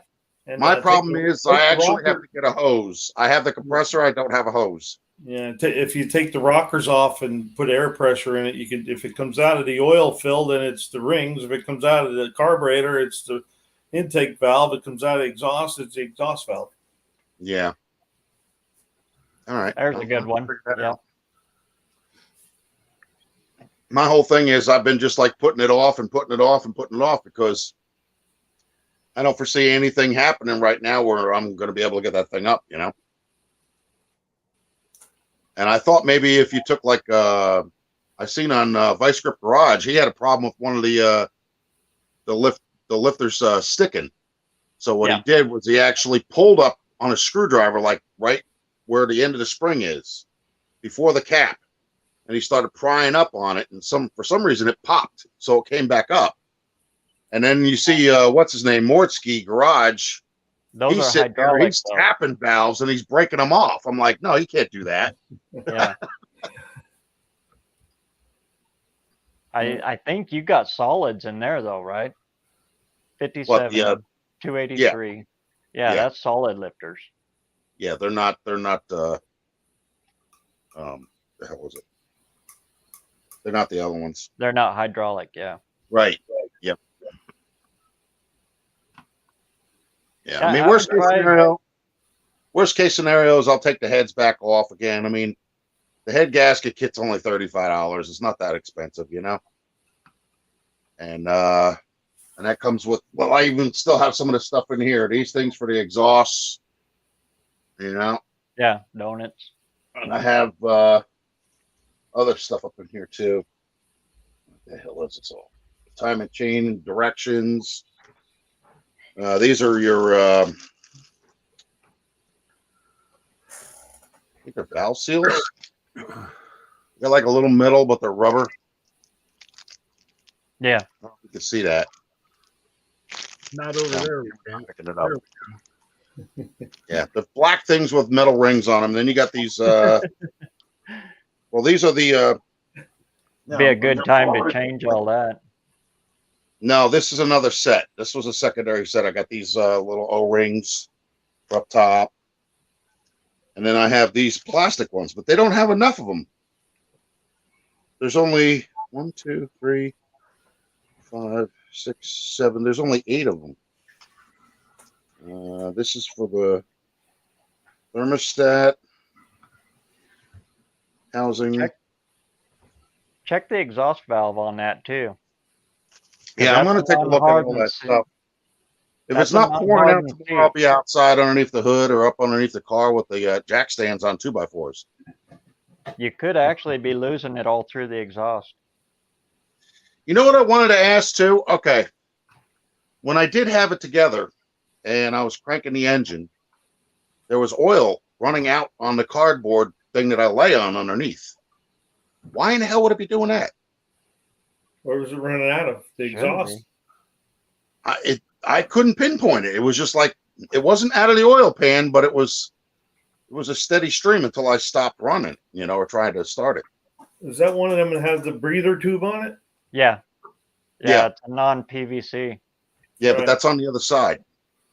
That's It on the wasn't side. coming out of there? I wonder if she's carboned up from, you know, non-detergent oil. Well, I'll tell you this right now. When I PVC. got the car and took it apart, the heads had sludge on them. Underneath the intake manifold, it had sludge in there. You know, all the pistons and or not the pistons, the lifters were all gacked up with it. Yeah. When I took the intake manifold, I have a clean sink, so I took everything off, cleaned the hell out of everything. I put diesel fuel in there, and what I did was I cleaned the heads with it a little bit at a time to get the stuff to loosen up, and then finally get it off. You know what I mean? Diesel works, but just be careful with it because it leaves a residue. Yeah, I So, know, like, but any it also gas has that a little bit of an surfaces. oil base to it as well. Uh-huh. But everybody's telling me that that's the best thing to use in order to get that off of there, you know, because apparently, like I said, even the oil pan had sludge in it. So did the oil pump. Yeah. I took that all out, cleaned everything out, you know, took the push rods out, made sure they didn't have any sludge caught up in the, you know, the hole where the oil comes out, shoots out over the rocker arms and all that. So Somewhere I got a valve cover that's made for that, for adjusting the valves on those old solid rockers like that. here, give me a second. I have 2 tools over there, but I'm not sure if they're the right ones. Let me just get the tool real quick. Hey, All BareRose. it is an old valve cover that's been cut, and then you bend it up so it keeps the oil from splashing over.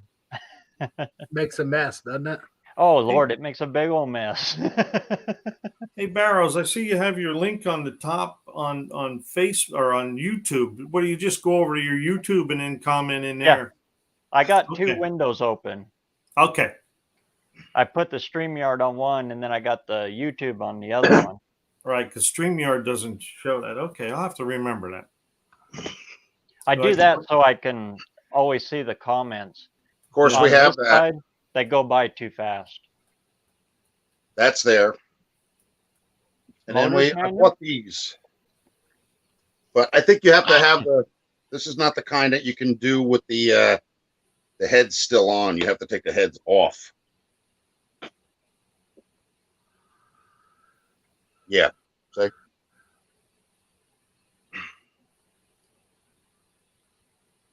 Oh, the C-clamp stuff? yeah. Yeah. That's where you have to have the heads off. Yeah. I bought 2 of these thinking one was different than the other, but they're exactly identical. In this situation, I'd go ahead and pull them because I'll bet dimes for dollars you probably got burnt exhaust valves, Okay. and that's where you're losing it. Because that's back Here's the in other side. leaded gas days, and if she's been running on unleaded, yeah, Yeah. Well, I mean, it was only running for a very short period of time. Actually, one of my very first videos for the 57 is me driving it back and forth in my driveway after the guy said it didn't run.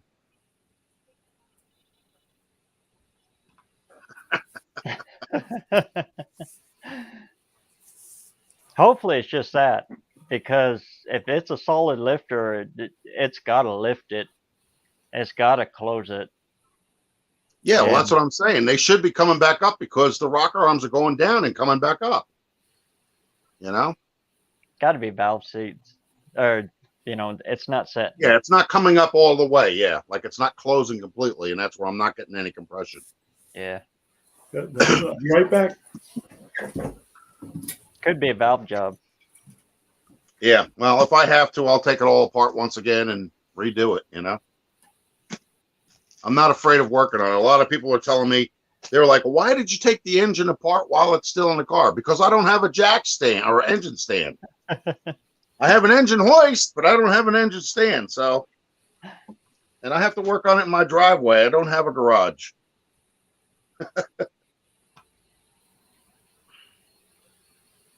Yeah, you know what? I was looking at these things. The ones that are in there right now are not bad. So I may not even have to replace them. They're just, What Okay. heads are on it? it's got the original ram head, Uh-huh. Exhaust manifolds. That's Yeah. what's on it. I mean, the And head. like I said, yeah, the heads that are on it are the original heads. Did you pull the numbers off the inside? Yeah, I actually had somebody look at what they were. They actually all the original pistons and everything were Uh-huh. all stamped GM, and all the heads they're numbered. So it was the heads were made in New York. Let's see. For the most part, everything else, as far as the block was concerned, was made in. It's a numbers match. I know we searched this already. We researched the numbers. They have like a scale that you can use your VIN numbers. Yeah. Let's see. The head stamp number is on the passenger side head in the front. Intake manifold number is stamped right behind the carburetor.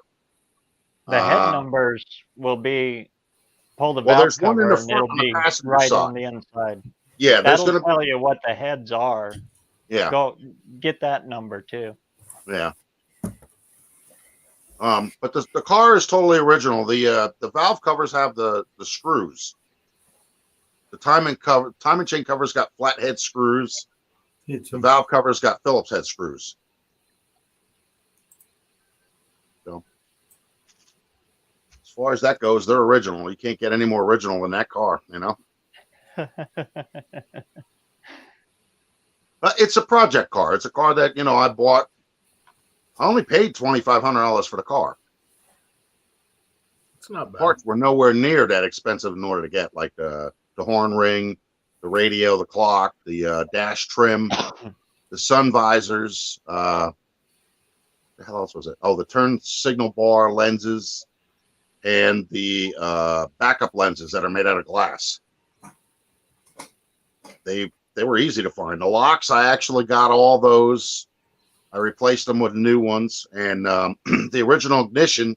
If you put the new key in the ignition, there's 2 pinholes. You put a paper clip into the back of the key where the bottom flat part rides in, and it pushes back on a ball bearing. And on the outside, there's a hole where you push the other part of the paper clip in. And what it does, as your key is in there, it resets the ball bearings inside the keyway. So that way your key works. And you pull them out before you pull the key out, and you'll be able to use that key all the time. That's a lot of people don't know that. With them old cars, you can do that, you know? So that was it. Oh, yeah. Battery. What's that? Blake? Blake. Hey, Blake.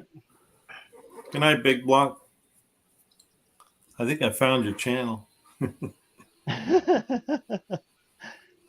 I can't even see what everybody's typing. I can't see nothing. You have to hit the comments. Up on the top right. No, I'm on my cell phone. I don't think it's going to show that. Oh, yeah. On your phone, it's hard to get. Yeah. Yeah. Usually you can't get chat see the chat with your phone. Yeah. You're right there, Don. Yeah, I'm fine. All right, man. Like, he's been quiet, man. I'm like, holy cow. What's going on with him? I have no input on your troubles, so I'll let BareRose take care of that. That's all right. Well, you know, the good thing is, like I said, I have some thinking. basic knowledge. I have some basic knowledge of what's going on, you know. So my only problem is just trying to figure out the small stuff in order to get this thing running, because we got one person that's on here. He keep telling me, "Oh, sell me your car, sell me your car." I'm like, I'm not selling that car. The prefix on the title is 1. That means it's a one-owner car, buddy. And then it's a numbers match? No, I don't think so.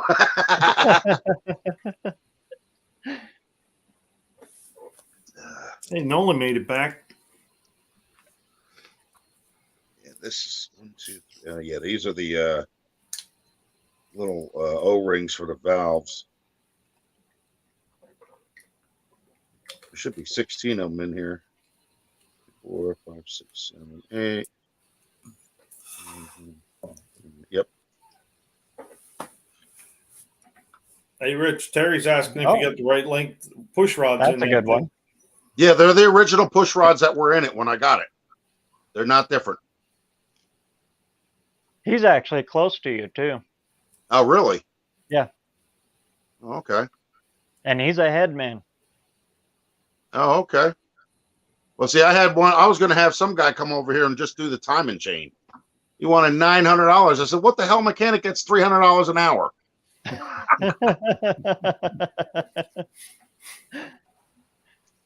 And I'm saying that because I used to work in a few garages, believe it or not. I'm not ASC certified, but, you know. We'll see you later, Mike. Night, Landon. That's my cousin. Oh, okay. I don't know how much he's got out on his channel, but he's got a lot of good stuff. Yeah, I'm gonna have to check all these guys out when you know, when I wake up in the morning, because I know darn well I'm probably gonna, after this, I'm probably just gonna sit here, watch a movie, and then I'm just gonna be like, you know what, time to go to bed. Enough is enough.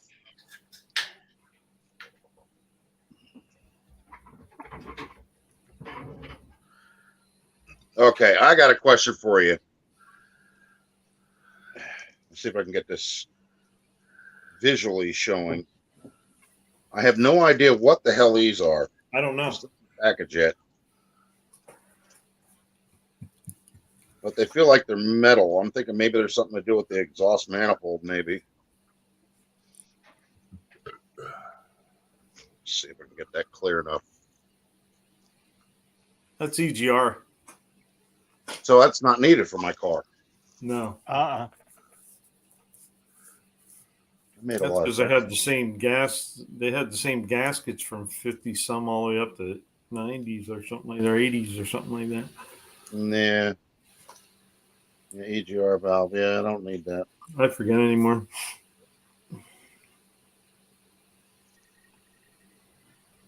One, two, three, 4, 5, 6. So he only has his Thunderbird.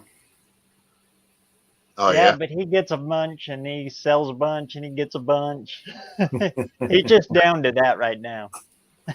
Oh, okay. Actually, You know that what I found out was 69 Opal, he's the one I got it from. oh, you know what I found out was really odd about every car that I've ever worked on. That means Chevy mostly. The 69 Impala that I had, I took the original exhaust manifolds off of it, put headers on. Okay. Uh-huh. And none of the bolts broke. Same thing with the 57 Chevy. Normally you would think that the bolts would snap off, you know, but the exhaust bolts still had the bend tabs over the top of them. And that's how you know nobody's been in the engine. Hey, there's But- Wendy. Hey, Wendy. Are they Oh, the that's old Wendy. The one that was brands? keeping us in silence as to who won. They make a tool called a spreader. You're probably gonna need it on those. It goes in between your where your rams come up, you know, your ram Yeah. horns. It Yeah. goes in between them, and then you crank it, and it spreads them out so you can get them back on. If they've been on there for a long time, I pretty much guarantee they're gonna go boing, and you'll never get them back on. And No, if you actually, try I to pry did get- them, you'll break them. You want to know what's funny? I did get them back on. You did? I Holy got cow! all the bend tabs back on. Yep. That'd have been an interesting video. Yeah, that would have been an interesting video. I should have made one of it. Because the hardest part was getting up underneath the car because the last one up against the firewall on the passenger side, with all the wiring going through there, the hoses and all that other garbage, spark plug wires, it's a real pain in the butt in order to get them bed tabs back in there, you know, especially them bolts. The hardest one, as far as the bolts are concerned, is the one on the driver's side near the steering box.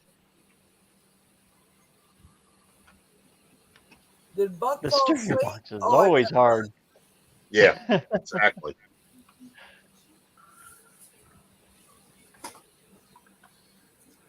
What'd you say, Wendy?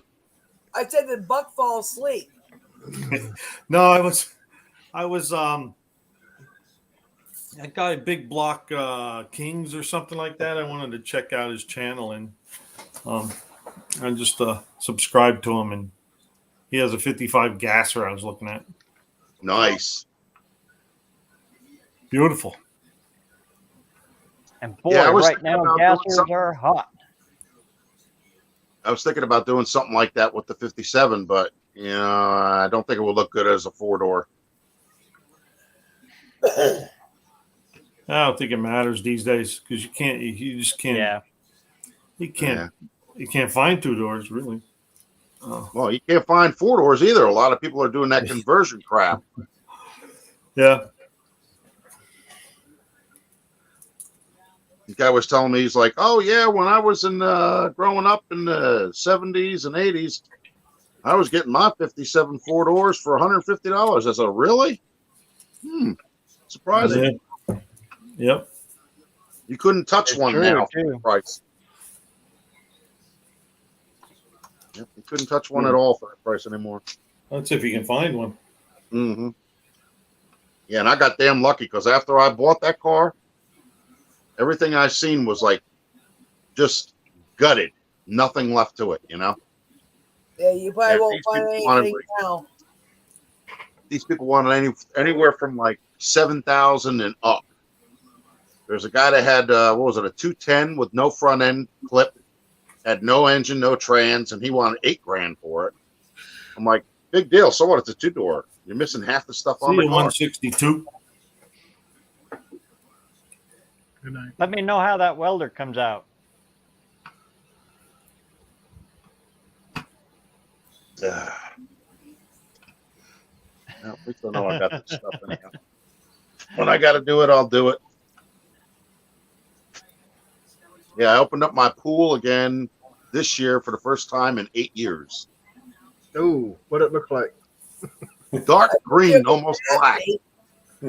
Dark green, almost black. But here's the kicker. I used to work for pool services. We did installations, cleaning, and everything else. 2 days, I had that pool clear. Wow. Really? Wow. That's her department. We got to pull out. There's a video on it on YouTube. I posted that too.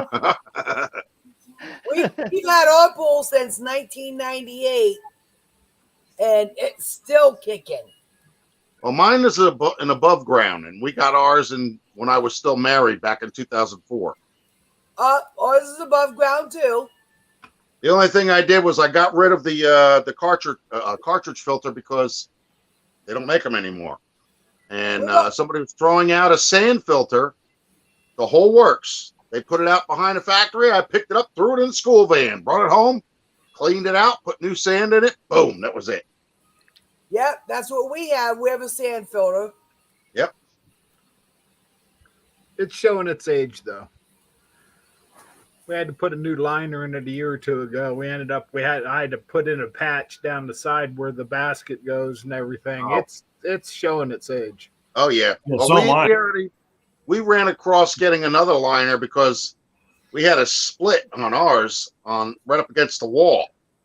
And you know how that goes, where the seam is. Once that goes, it's done. That's it. And we found another liner before, her and I got divorced, and put that in there. And I've had it covered up. I haven't had any reason to use it or anything. And I just said, you know what? Let me just do something out of the ordinary and get this thing up and running and see what the hell, how long it takes. Because I did that once before when she was here. And it did. It took me 2 days to get it from nasty to holy cow, Are you talking like where the pool wall goes together where the screws are? No. We're talking about the liner. At the bottom of the liner itself actually separated where the seam is. And once that separates, forget it. You're not going to be able to patch that up. No, you can't. No. You're pissing the neighbors off at that point. Well, my neighbor died, so I don't have to worry about that. No, that's easy enough then. He was antisocial anyway. He wouldn't talk to anybody. He came down here one time and said he was going to use my wife as a tax write-off.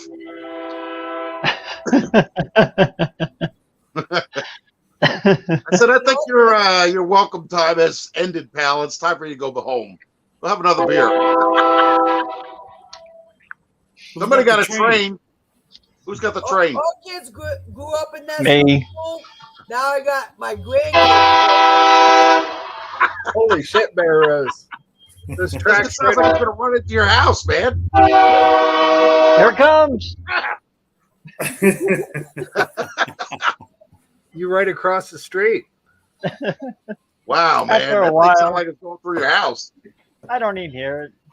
Hey, did you ever see that guy Randall H. Up there? I forget where he Illinois or something, but he's called Shed by the Tracks. No, but that's what that NSB. reminded me of because he has part of his video. He shows the train going right by his garage. That's the first time I've seen anybody light a cigarette and it fireballed. Oh, that's because it went out. You're lucky you didn't have your hair singed. Well, it's in a pony. It's like, make sure it's out. Oh, God. But Don says once the pool's gone, we're not getting another one. He wants to turn it into a fire pit with a dead. Well, I already got 2 fire pits on my property, so I don't have to worry about that. If this pool goes, it's going to be an in-ground pool. I'm not bothering no more. I'm not doing the above ground anymore. You know what? The good thing though is the sand filter will work for that too. Yeah, I don't do them cartridges and octopus legs. No, I don't do that crap. no. I have one of those the vacuums that actually skeets across the bottom of the pool. Yeah, I have a Barracuda. Barracuda. 67. Yeah. That's right. But I bought a new vacuum last year. It's still in the box. Haven't needed it.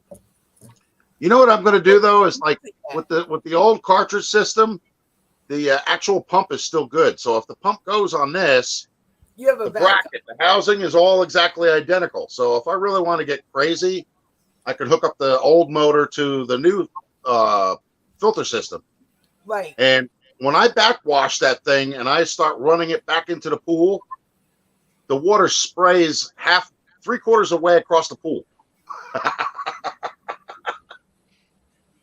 So, I mean, with that motor, it's even bigger than the one that's in there now. So if I put that on there, forget it. That's going to go outside of the pool. How big's your pool, Rich? It's an oval space saver, 12 by 18. Oh, that's a big one. Yeah.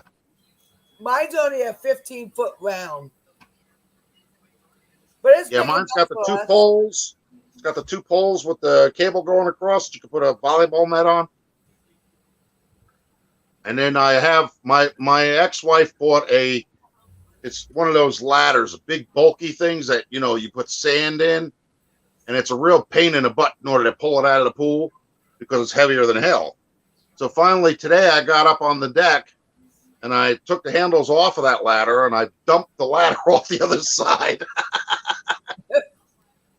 So now what I might do is I might wind up getting a gate in order to block off the last step going up and make a deck from the deck and continue it on, so that way I could put some chairs up there and, you know, maybe a barbecue grill or something like that, you know?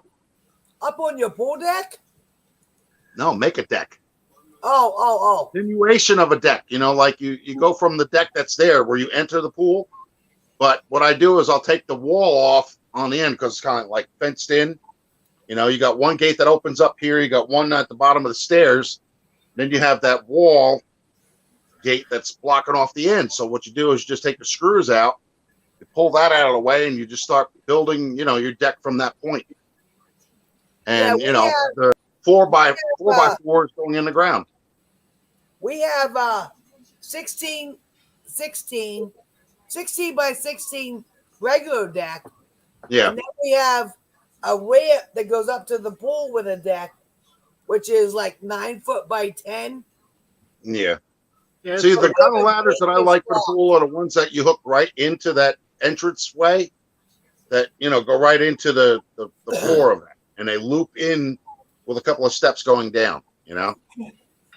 That big bulky thing had no reason being in that pool. That took up too much space. right. So, but I mean, there's other uses for it instead of just tossing it out. I don't want a pool. Too much work. Huh? Nope. No. Well, Buck, I'll tell you what you do if you ever do decide to get a pool and you want it clean in 2 days, from dark green almost black. Nope. First, you use the shock, throw it all around the pool. Then you use pH increaser. Then you use total alkalinity, and then you use chlorine tabs in a floater.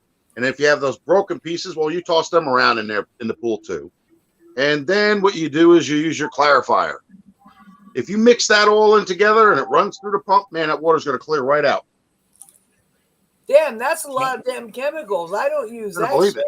it. If there's anything in that pool, any bacteria, it's dead. I won't have to worry about that because I ain't gonna have a pool. Nope. Me either. How See, I about gotta jumping have in a the pool shower? party up here sometime, man. I got the fire pits, I got the barbecue grills, and for those drunk people that can't drive home, there's this 28-foot trailer in my driveway. Does it have air conditioning? Yes, it does. Great.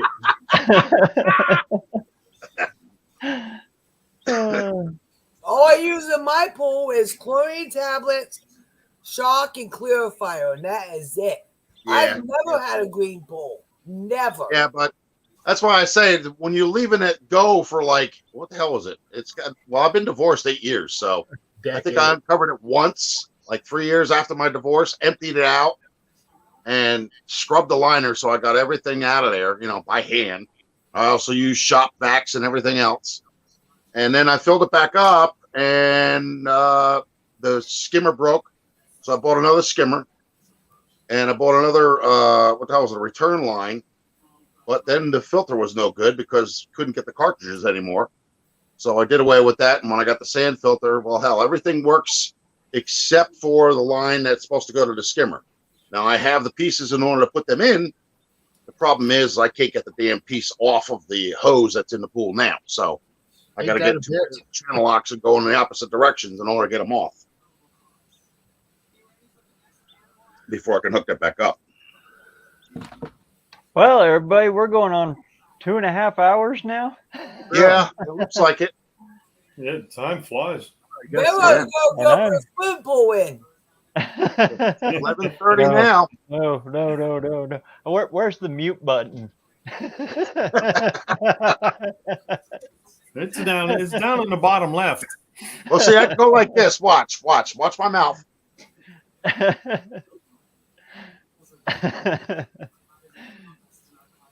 No pools for me. Oh, geez. Yeah, but you want to know what, Buck? The best thing is when you get it done and you have it all to yourself. That's when you don't have to worry about any pee being in your ool.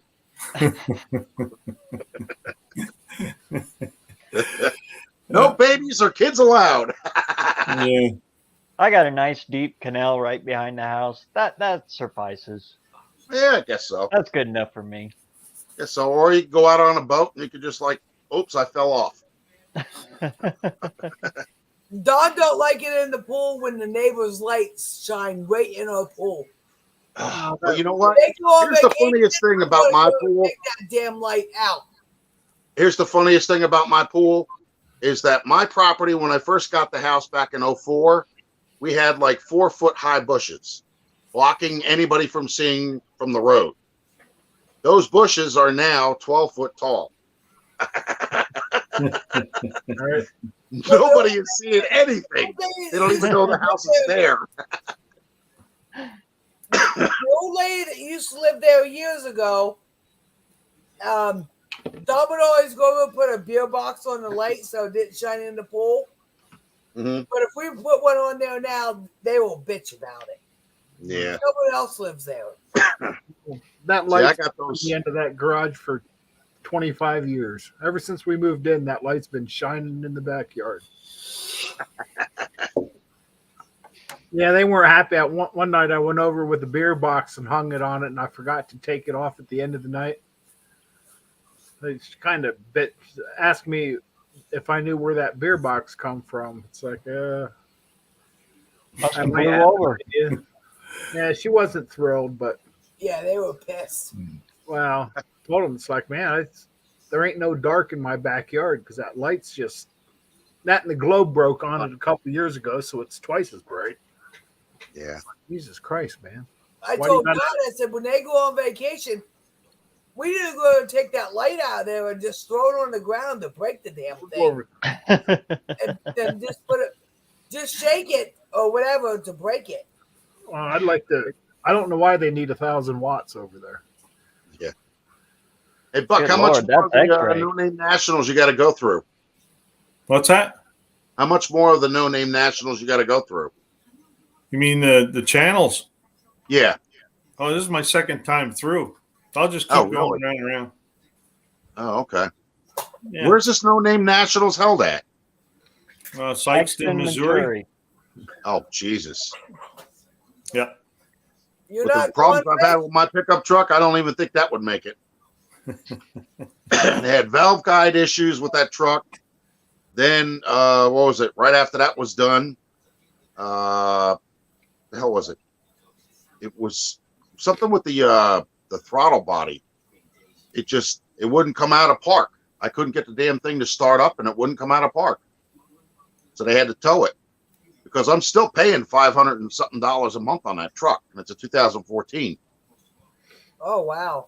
Yeah. Wow. So, and now I'm smelling like antifreeze. So I really don't drive the truck. It sits in my driveway, It's got like no miles on it. It's not even at 75,000.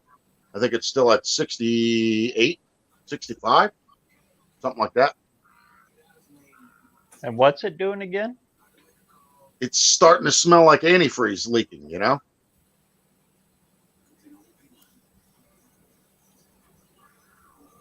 So I'm wondering maybe it could be the Be an LS. it could be a head gasket. Probably intake. Yeah. Never Anything's forgot about possible. I them. wouldn't put it past them because they don't do a clear about check and make sure everything else is right. They just do what they're supposed to do, and that's it.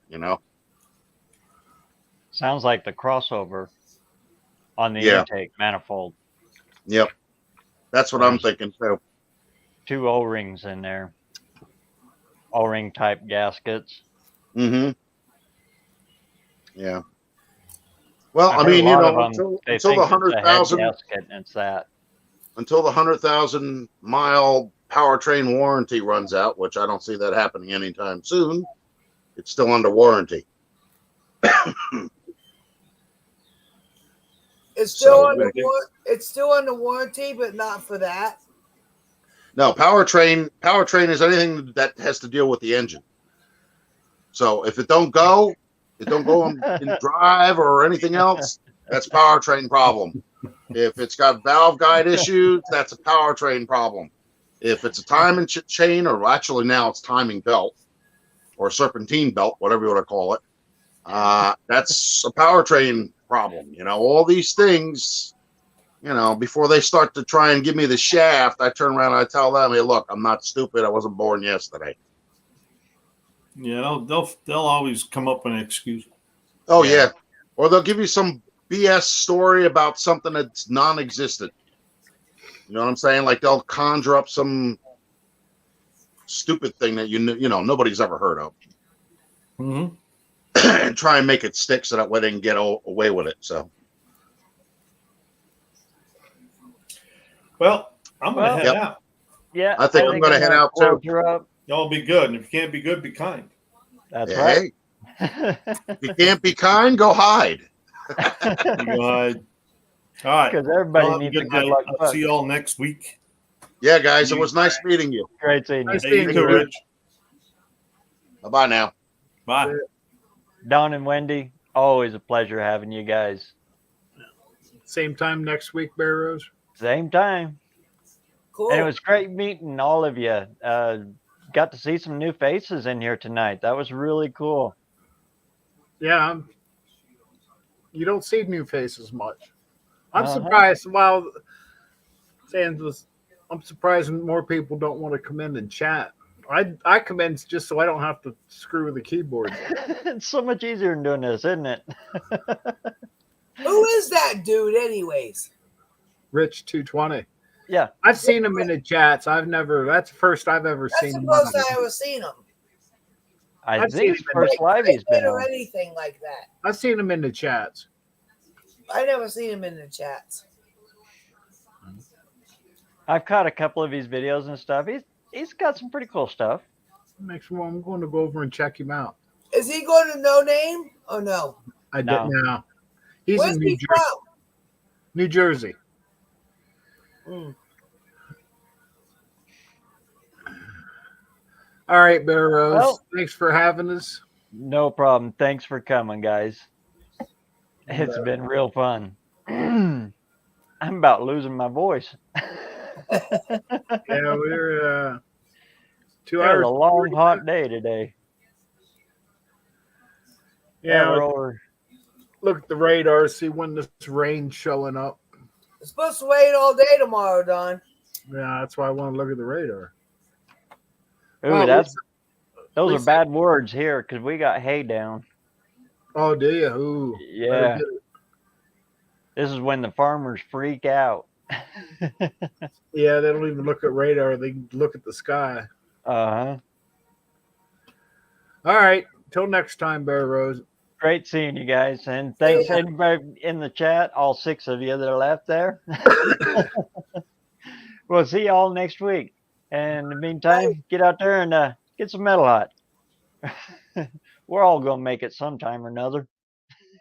We'll catch you next week. Or when I decide to get another video out, which is coming. We'll see you later.